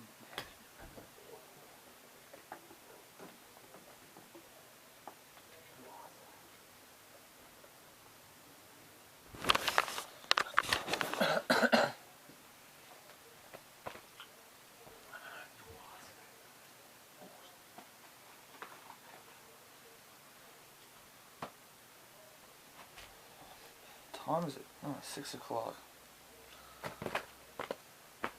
Oh, it's my phone. Fuck.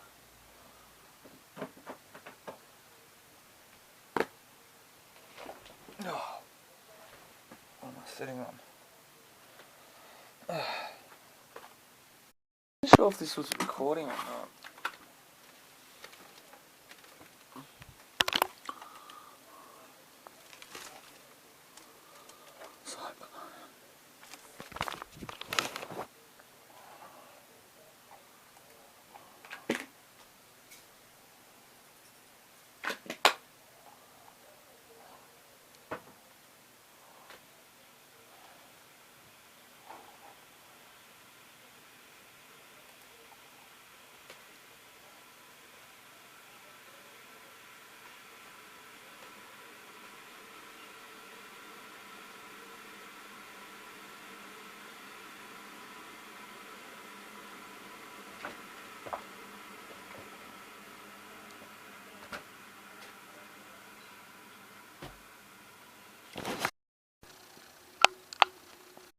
Oh.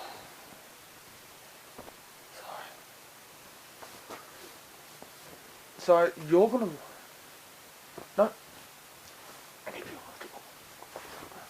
You wasted his time. Oh, I'm actually fucking hungry.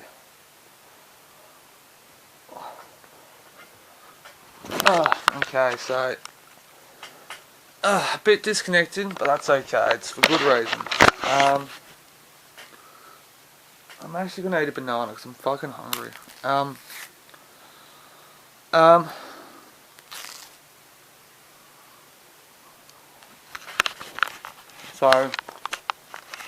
I didn't plan.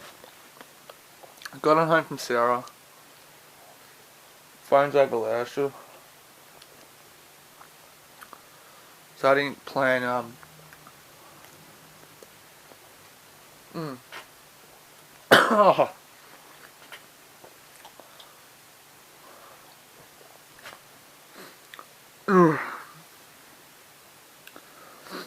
So I didn't plan what I was going to film. I was down there hanging out with Sarah for a few minutes.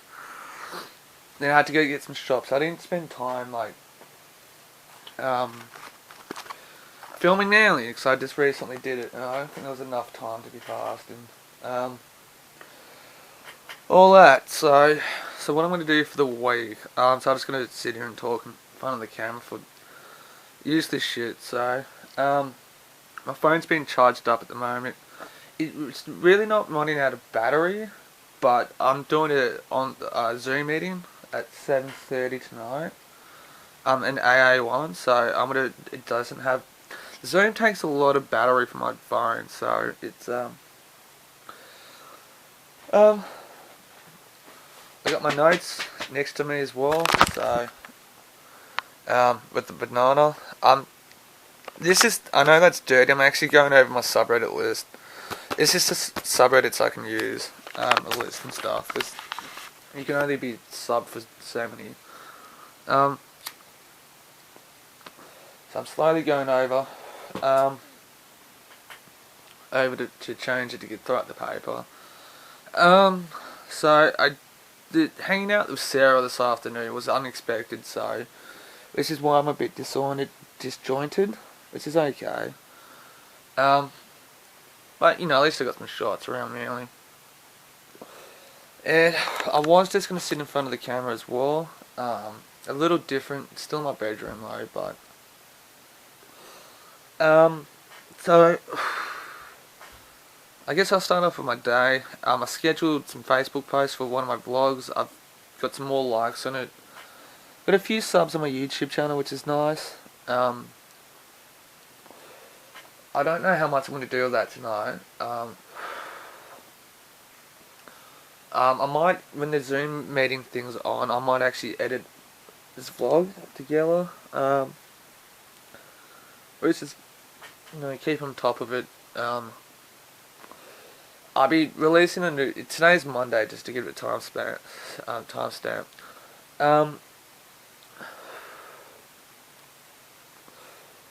So what I'm going to do I started a new novel, I think last Friday. The part 2 for the Junkie Notes and stuff. So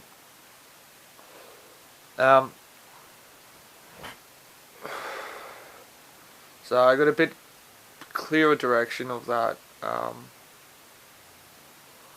How to write that. So I'm going to continue writing that stuff up. I should work on it tomorrow though.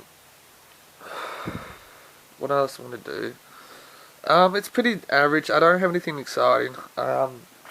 Wednesday or Thursday I'm going to start booking social plans this weekend as well. Sarah talked about just having some eating together, but I don't know how well that's going to go for us. Later on tonight, I've got to go for a quick jog up and down the road. Then walk around the block a couple of times to help stay on my health. Which is going better the last few weeks. It's a bit overall, that is. It's loose ends. I probably talked about a lot lately, the last few vlogs, about that, just dealing with some personal stuff, but unfortunately, sorry if that stuff didn't make sense. It involves other people, and I haven't really clarified within myself what I should talk about too, but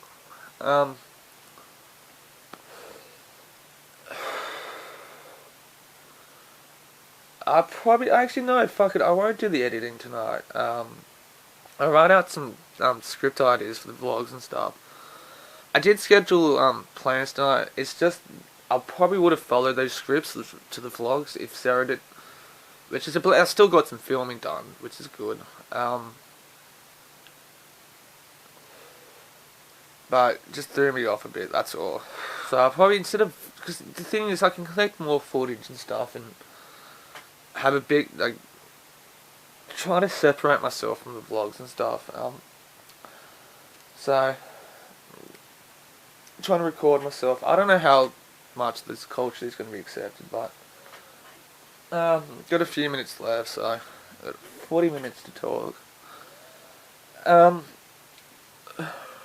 Which is good. Kids, if you trust me, sort out your health, okay? You don't have to be a gym junkie guy or anything like that, but look after yourself physically. Trust me, it's the best thing you can do. Eat properly. Aim to have a healthy body. Yeah, so I don't know what else has been happening. It's Monday night, so it's night time. So, had a pretty quiet, in terms socially that is, so, it's supposed to be a working week this week. Fucking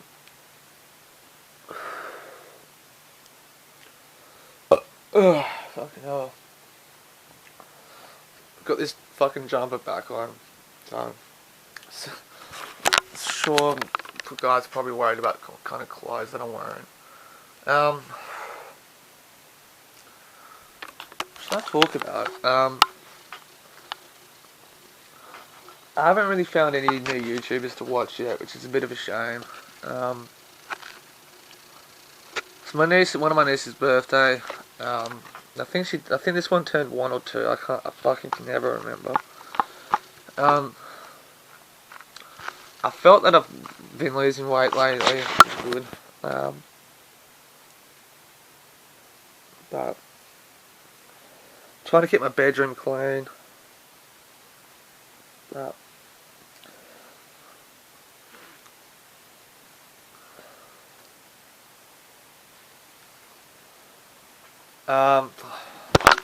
not good. Probably the most boringest person. I think the last few times I sat in front of the camera, I just had nothing to talk about. I think I mentioned a girl last time. I haven't properly talked to her yet. I think I talked to her not yesterday. A couple messages yesterday, but I think I talked to her over the phone a couple of days ago. She hasn't dropped any hints or anything like that. Either way, but which is what I'm going to do this Wednesday or Thursday, is to organise a bit of social something beforehand with the. That's what I probably should do, right? I've written a few things out. It's not I'm overthinking about it. It's just that we're not friends, but we've known each other for a while. So I'm trying to prepare myself for it to go sour. Things to say, all that stuff to her. So it's just to cover it up, which has always been not just with girls, just a general overall problem. It's not being grounded in not thinking things through too.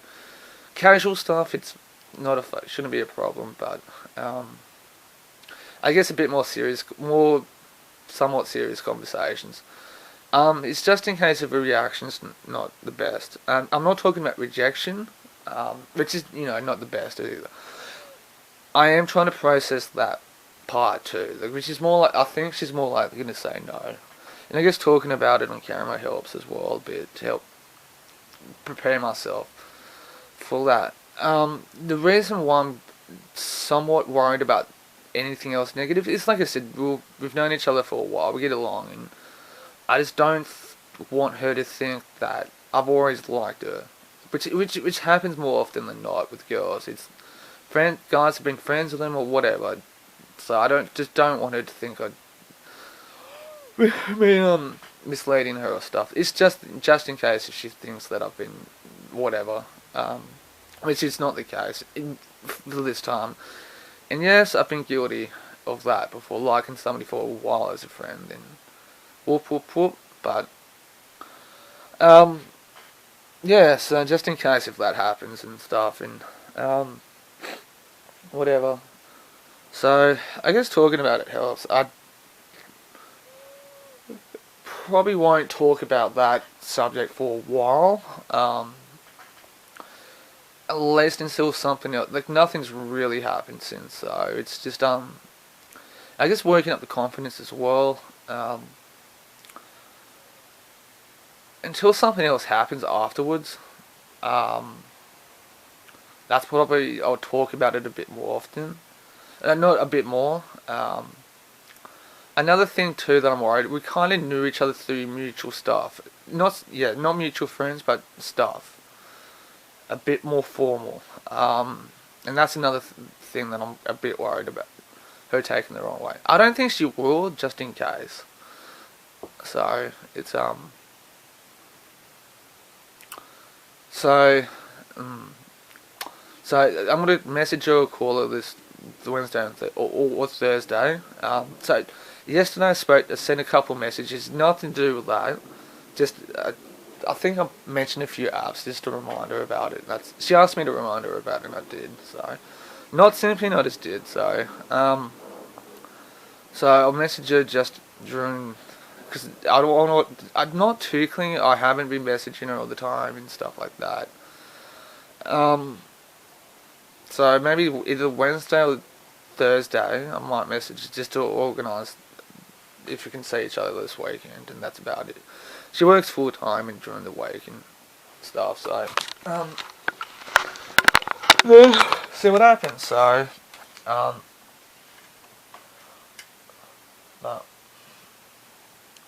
so what time is it? A few more minutes. So see what happens. So that's what I can probably do on camera. Sort out my books. So it's 5 to 7. Starts at 7:30. trying to make myself a little bit more neat and tidy. So I don't have enough time.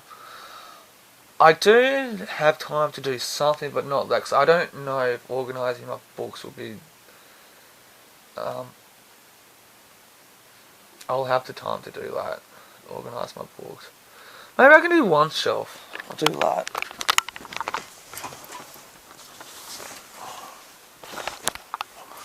So... Oh, fuck. So just... You're a book person, you can probably block in the light. So, this one's not that bad, to be honest.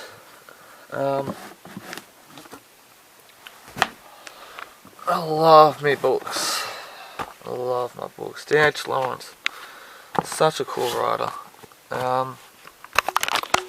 Where's a thick book? That does not belong. That guy just is... Oh, there.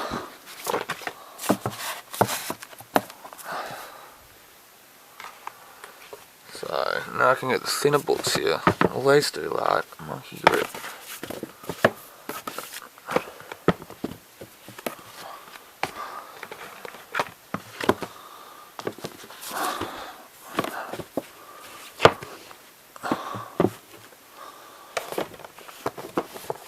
So I love my books, and trust, guys, another thing, read to become smarter, okay? Read to become smarter. Okay, trust me, it's can't believe I've kept it up, so... Okay, this is non-fiction too. Scoot, that's a good book.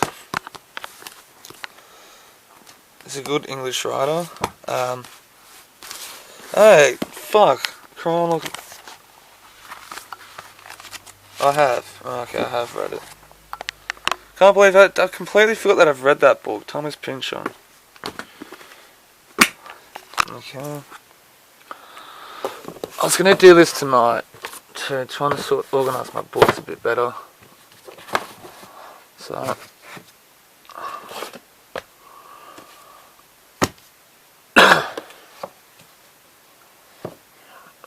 Okay.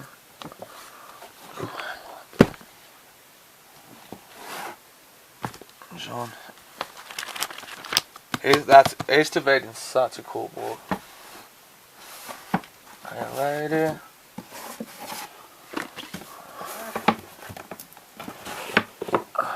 Oh. Okay. Some thick books. Why can't they all be the same height and stuff? Gone on the Wind.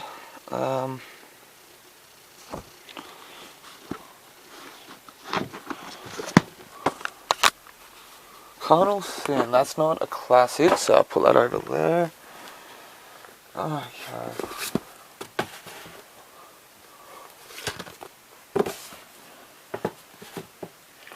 Huh. Oh, this pin. Oh.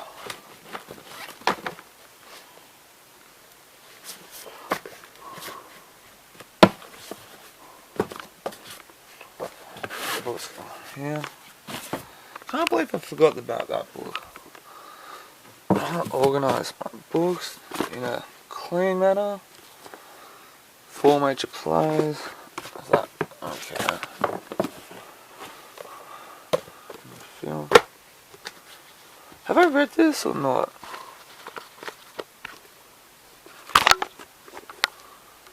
I don't think I've read this.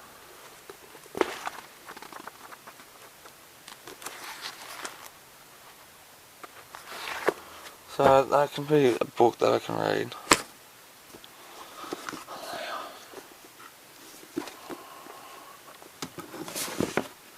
Okay. Loans. The thin books. Yeah. Send out books. Okay.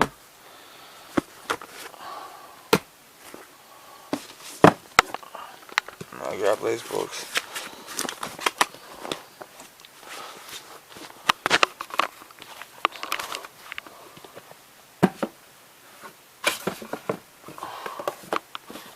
Yep.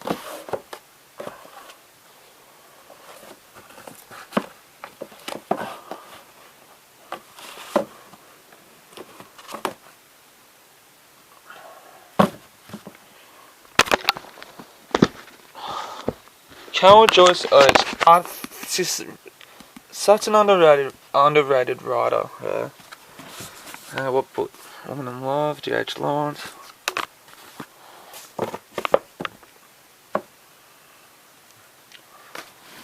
Okay, this is non-fiction too, so she can go there. John Keats's poetry. Okay, which book is that? D.H. Lawrence again, so you can go the yellow ones there. Okay. The Alchemist. Okay. No, not a... That can go there. Nora Roberts. Yeah. Nah, she can... I know she's mainstream, but... Okay, I gotta look at this book. This is there. Gone on the Wind. So... God. Sorry. I think the more mainstream ones that I've got is going to keep at the bottom shelf. Okay, well maybe there's a book that I can take out. Crime Lord of the Night. Recommend writer, Thomas Pynchon. So, on a summer afternoon, I'm not going to read that. Yeah. Small, but wait, V is that, and I've got another book of him somewhere. So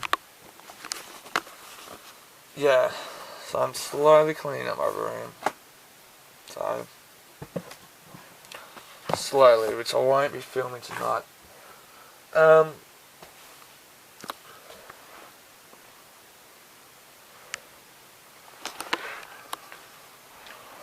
So that's Van Gogh there, Aramusel, Kramer, Yoda. So there's some people there. So I think I've still got a few more minutes. I might go for a quick walk. I'm hungry, starving. So reading's a very good thing to have.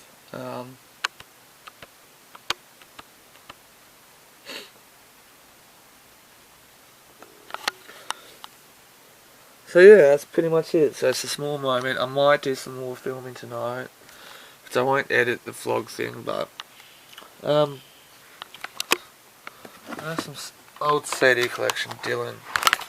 So once upon a time I had a quick love for music. Kanye, Santana. Which I expanded, you know. I was a massive emo kid growing up. But that's sort of Lenny Kravitz. A very old CD. What's on this? I don't know. But that was a long time ago. That sort of music thing. I was a massive emo kid, so that's some white broccoli. I had broccoli on it. So French book. So just to help learn. I never got reading or writing a lot.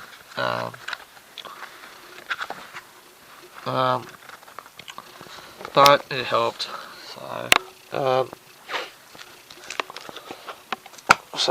I gotta throw this pile out too.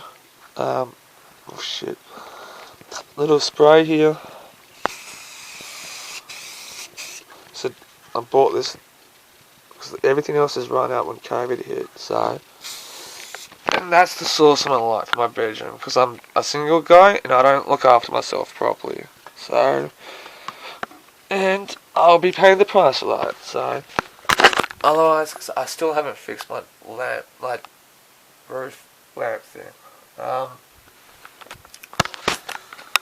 Some other books. I don't know. That's a really well-written book. Don't know about those two. Rebecca, classic. And Ned Shreve. Rainbow's Gravity. So that's the other Thomas Pynchon book that I got, which is he's just a cool cat. So random. I wasn't planning improv. Just getting things on. Since I was down here. This back up here.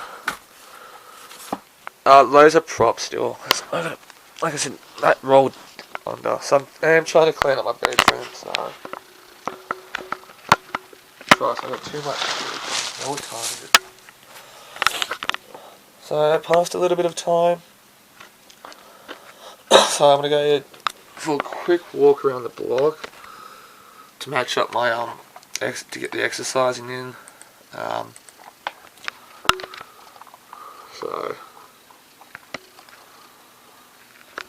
I'm gonna post something quickly.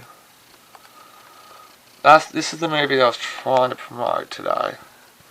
Sorry, Robert, you look like a drug addict, but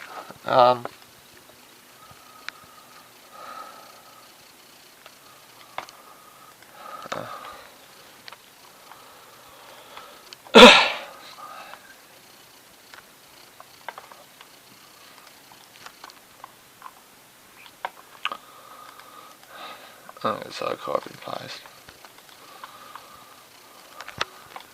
Now I'm going to go for a quick walk.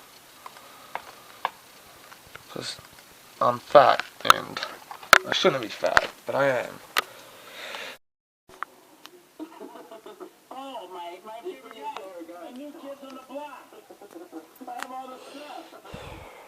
What's happening, buddies? We're here at H. Lorenzo with Sam Caniston and Malika. We've been for over 3 years back right now. These are my girls, they're sisters. This is Malika. And this is Sabrina. And we've hosted on interview before. Remember, these are my babies. We're never going to separate. And we want to wish Steve Ball happy birthday. Ready, girls? Happy birthday to you. Happy birthday to you. Happy birthday.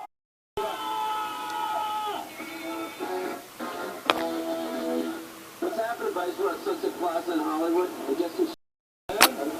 What's so smelly? Hey, my name is Rob. Everyone's checking out. It's a very big tour, huh? Thank you very much. Yeah, who's open for Young MC? Young, great guy. Through the air in your video.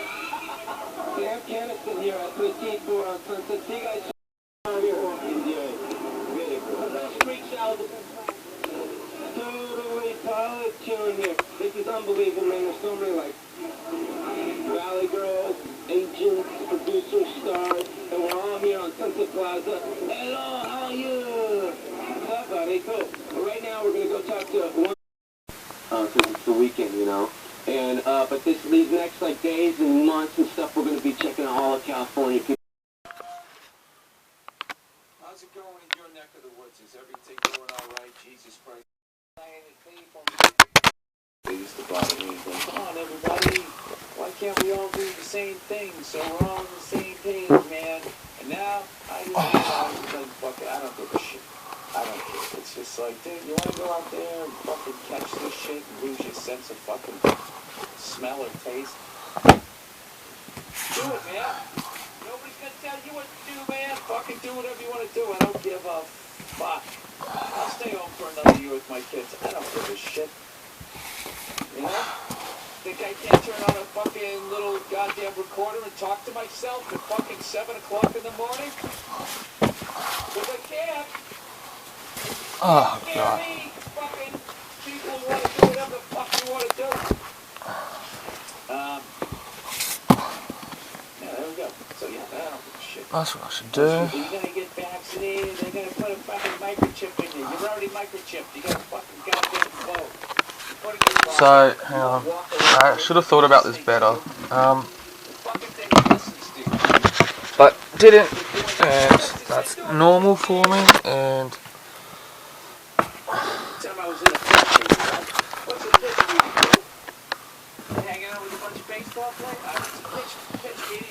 Got my beanie back on, and I should start wearing. You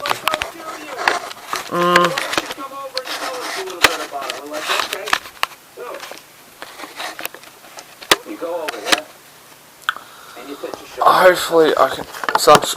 It's me, The fuck? dude who's like in his 30s. Library card. And then the person I'm pitching to. Library card's innovating. So that's on an angle, and I should have. So I'm trying to describe the show. So I'm separating books. So The meeting just comes to a screeching halt because the dude I'm with and the dude I'm pitching to have never heard of the show. Because it was on like 50 fucking years ago. hopefully that might be better. The next day, my buddy who I was pitching with. This is called low budget filmmaking. Or on his phone. And in the side, you know, Yeah, I gotta put this. Whoa, that's my tripod thing. And Is arugula from the spinach family? Whatever the fuck you do. That thing's fucking. so I'm separating books at the moment. Publishers. So It's a fucking wrap. might talk about books as I go. So Like at this point, if something like that happens, if there's not video of it, you're like, what, how? You know? Man in the middle of fucking nowhere, mauled by a grizzly bear. Fucking, you know, Eastern Russia. So Woman White, really good. Some park rangers got a goddamn. These fucking assholes went into the woods. So Rebecca. There was a mother bear hibernating with her cubs. They went So I'm starting with 3 distinct book covers. Okay. That publisher there, against the rules of hunting. this publisher, and that one. So, and I'm not going to be able to reach all of them. So, Don't do it while I'm sleeping. Don't you have enough of advantage with your fire stick? Fire stick, remember that from old Hollywood when they would do movies with Native Americans in them? these are 2 philosophy books. So, good starting points for feminism. Beauty Myth, Vindication of a Woman. So,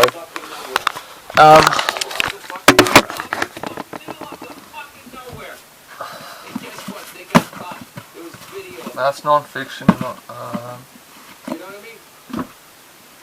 I swear to God, dude, if you walked out into the middle of the fucking Amazon, took your dick off and started jerking off, you have like a 50-50 chance a satellite is gonna fucking take video of it as it Google Maps the Earth or maps the Earth or whatever.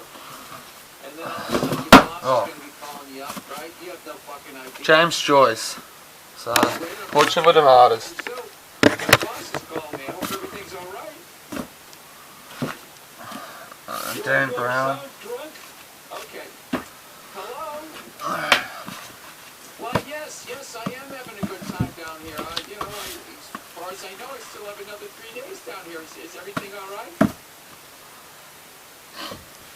What's that? Yeah, I mean, that was part of the trip. I wanted to see the... Love in a Cold Climate, Nancy Mitford. You know, Okay. check all the trees down. Well, you know, I did a zip-line tour. You know, we saw the Amazon River. Well, that was what I did. Okay. I ain't fucking around with the Bible too. Liz, I don't understand what you're getting at. Eventually the guy would be like, we just gotta fucking... He's a drunk. So. That shows someone who looks like you. Now this is the real Dr. Brazil. I don't know how many fucking pasty freckled bald orangemen there are. Dickens. And you got your goddamn schmeckle out and you're fucking acting like it owes you money. Okay, it's already gone viral. You're no longer allowed back in the country, so you're no longer gainfully employed. know, I hope you brought some sunblock, because your career's over. As is, well, you know what they would get with you. It's a citizen. You look at it, if you jerk off in the rainforest, the satellite catches you, are you allowed back into the United States? Since 9/11, everything went back to 9/11. 9/11 is an excuse for everything. Why are you being hostile? Why are you being a cunt? Trump with power, right? You don't even know how to fly this thing. Sorry. Plowing ahead here. So, remember. It's gonna happen. The whole thing's gonna happen. There's nothing you can do about it because we're not organized. I hate saying that, you know, because I don't want to get microchips, but it's good that. So, everybody out there. Nancy Mitford. Her and her fucking sisters are something else.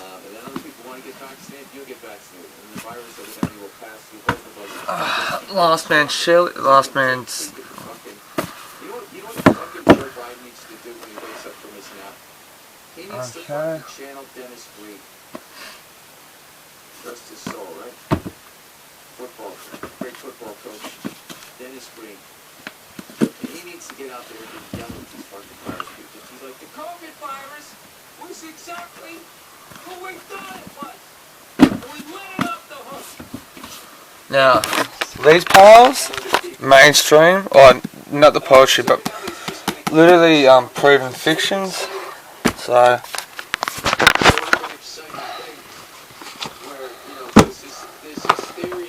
the deception point, I never got into that one, to be honest. Rebecca, that's a classic. Classic. Mainstream. Philip Roth, classic. Classic. Classic. Something fell down. So, that's a classic.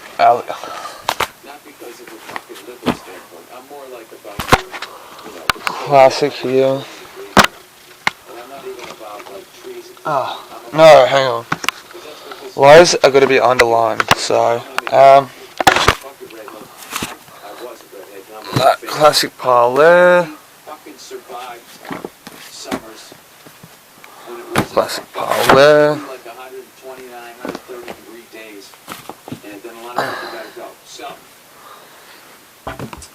So I'm just tidying him up, okay? Classic pile there.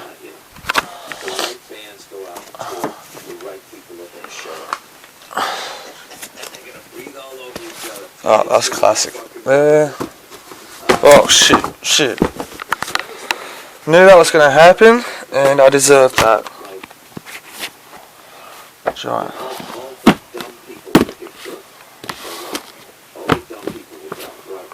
Joanna. Made a Shreve.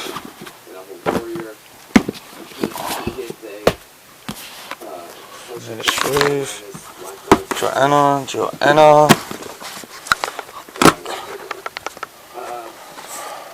Made a Shreve.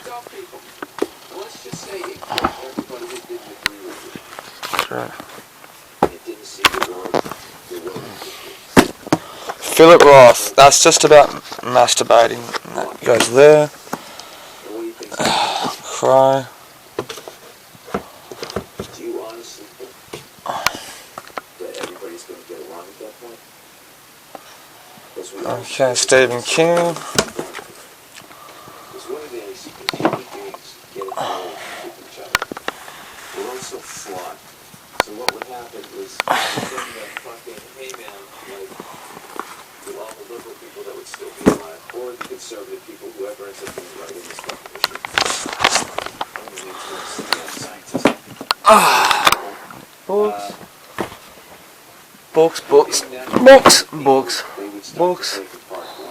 Books.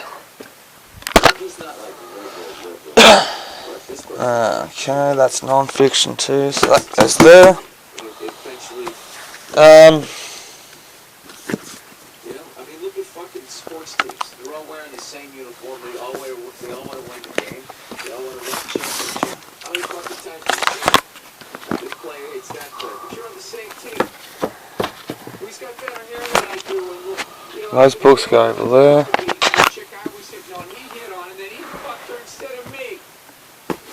Why does he always win the game within the Holy game? Bible's there. It all get falls apart, so that's not going to happen. What's going to happen, hopefully, is Oh, God. die.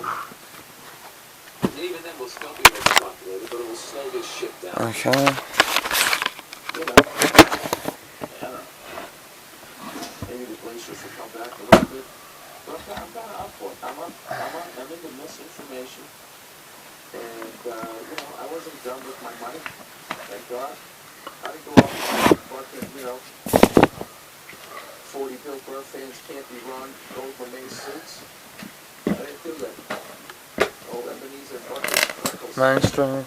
Sat on his shit, you know. And I did, you know, it wasn't even like a smart economic move on my part. I just know what I look like. Unlike a lot of these assholes on the internet who aren't good looking at people, as people are going, you're a goddess, you're gorgeous, yes. You know, I look in the mirror and I see. Anyway, I'm going to the gym, hitting the elliptical. Actually, no, since it, oh. But guess what? I'm getting in good shape here, man. Yesterday I got 2 compliments, people saying, you look good, you're working out. I was like, oh, me, tee-hee-hee, but yes, I am. Okay, that's probably a bit too early. Been on that fucking elliptical for fucking, elliptical burn. Been on that thing for the whole day. Little Women, I don't know. Sentimental. I've read that. Because I was actually kind of fucking depressed, I'm not gonna lie to you. And this pen doesn't fucking work. Fucking slut. You know, the real term, awesome. I gotta get up. Hey man, this is probably the last indoor live fucking show we're gonna do for a while. Was sort of the vibe I was feeling, and you know, I was just like, I don't like this fucking shit. You know, just overall, it's just depressing. As you just sit there, it's just like, they don't. Bugging out, bro. I'm bugging out, bro. That's it. On both sides. But there is really just 2 sides. Everybody just wants to be right. Fucking mass people want to be right, and non-mass people want to be right. And everybody's dug in. You know, this is how you make the fucking fuck kid. No, this is how you do it. It's over. War and Peace, I've seen it, read. I've not been reading a lot, so I probably won't be ticking off a lot of things. Unless you don't think you should, right? And all of a sudden, woman comes into the play, is fucking hammered. Hammered. Ben Hur, I've not read that. A Woman's Life, I've not read. Like a toddler. You know, toddlers don't wait for people to stop talking, they just start fucking. Germinal. She was doing that shit, right? But I haven't looked at this book in a while. This is 1001 books you must read before you die. And I'm not judging it, because, you know, God knows I got after it back in the day. I was not doing it, and I was probably even louder. So anyway, someone was talking about the new John Mayer album. Who the fuck's Sherlock Holmes? The album's not a chef's album. He said, yeah, he's been describing it as sad rock. It has like an 80s vibe and sound. H.G. Wells, Henry James, 1900s, okay? Lord Jim, I've read that. Kim, no, I've not read. It's a book called Kim. Thomas Mann, Heart of Darkness. Definitely read that.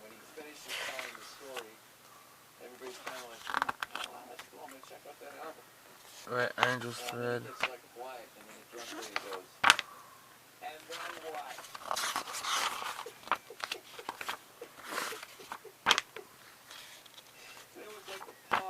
Started fucking cracking up laughing.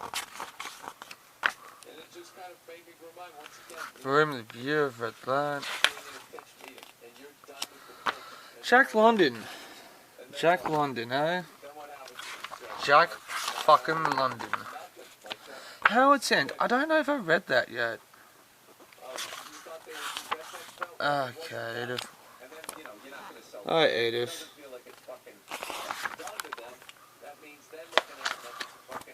Herman Hesse.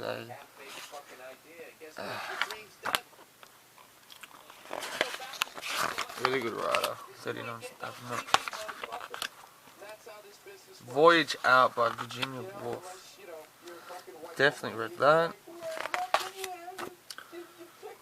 Oh, Joseph Shadowline. No. Night and Day by Virginia Woolf. Age of Innocence. I've not read The Fox, but James Joyce, Ulysses.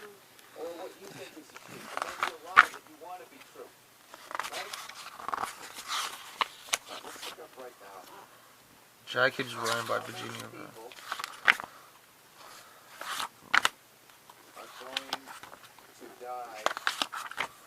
This is Delaware. I've definitely read. Mate, friends, The Castle with Font.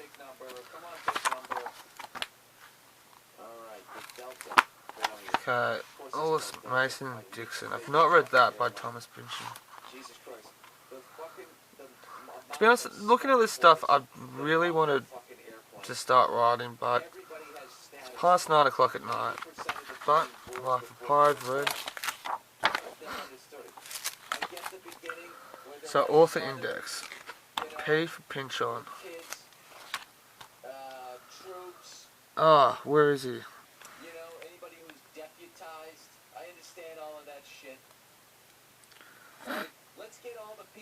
492. On the fucking plane first. Kevin Costner stunt in My Bodyguard. Is he here? Yeah, you can go on, 492. right? Anybody with the fucking, hey, it's fucking Red Shirt Wednesday. Who's got a red shirt? Right? The whole fucking plane gets on. Of course it's called Delta. Delta Airlines is for dumb people. It really is. You know what I mean? American Airlines is for fucking old people. 490. Oh, yeah, fuck, that's not... People who want to make it great again. And then all those other ones are all going to go out of it. United, I don't know what they... Climb 576. I think I'm half retarded. 576. Okay, there you go. That's Thomas Pynchon. I've read that. So, 1001 books you must read before you die.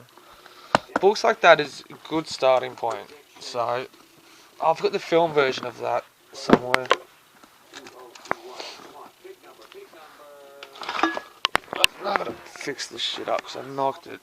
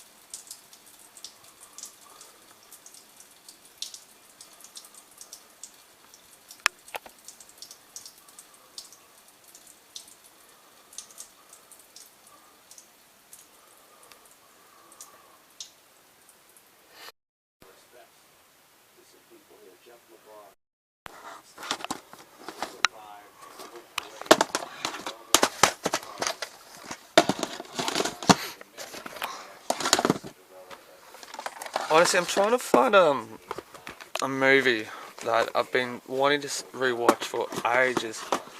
It's called The Good Shepherd. There's Matt Damon in it.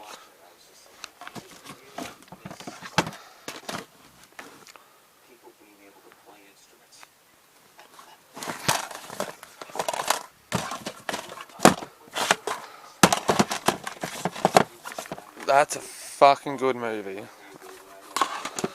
But apparently he's a fucking racist, so I don't know what to make of that.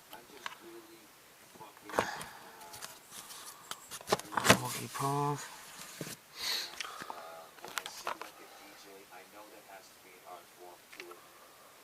Once Upon a Time in the West.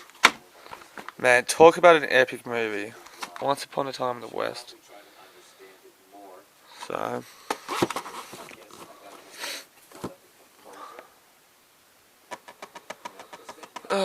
Arid.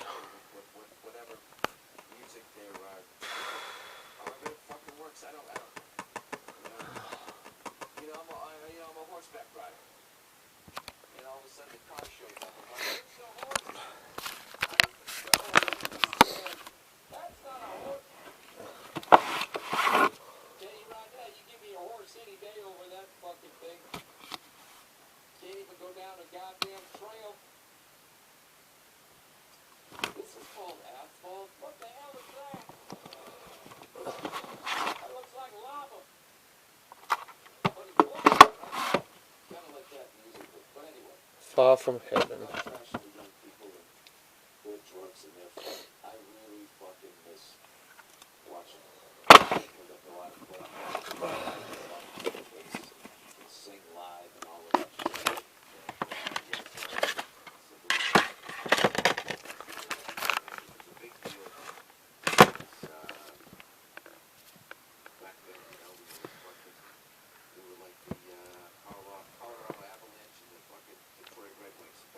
Space what? Stage fright. What went after that movie? I can't fucking find it.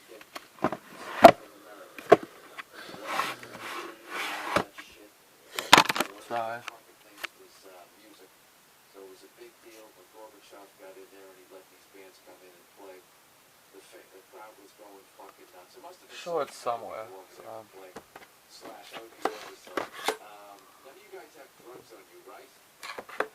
Right. It's flying over there. I would have been terrified.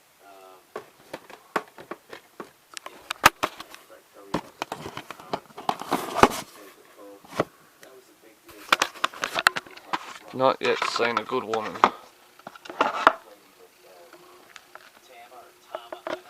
I used to love spy movies as well. Loved spy movies. I'm sure I've got it somewhere. A Good Shepherd.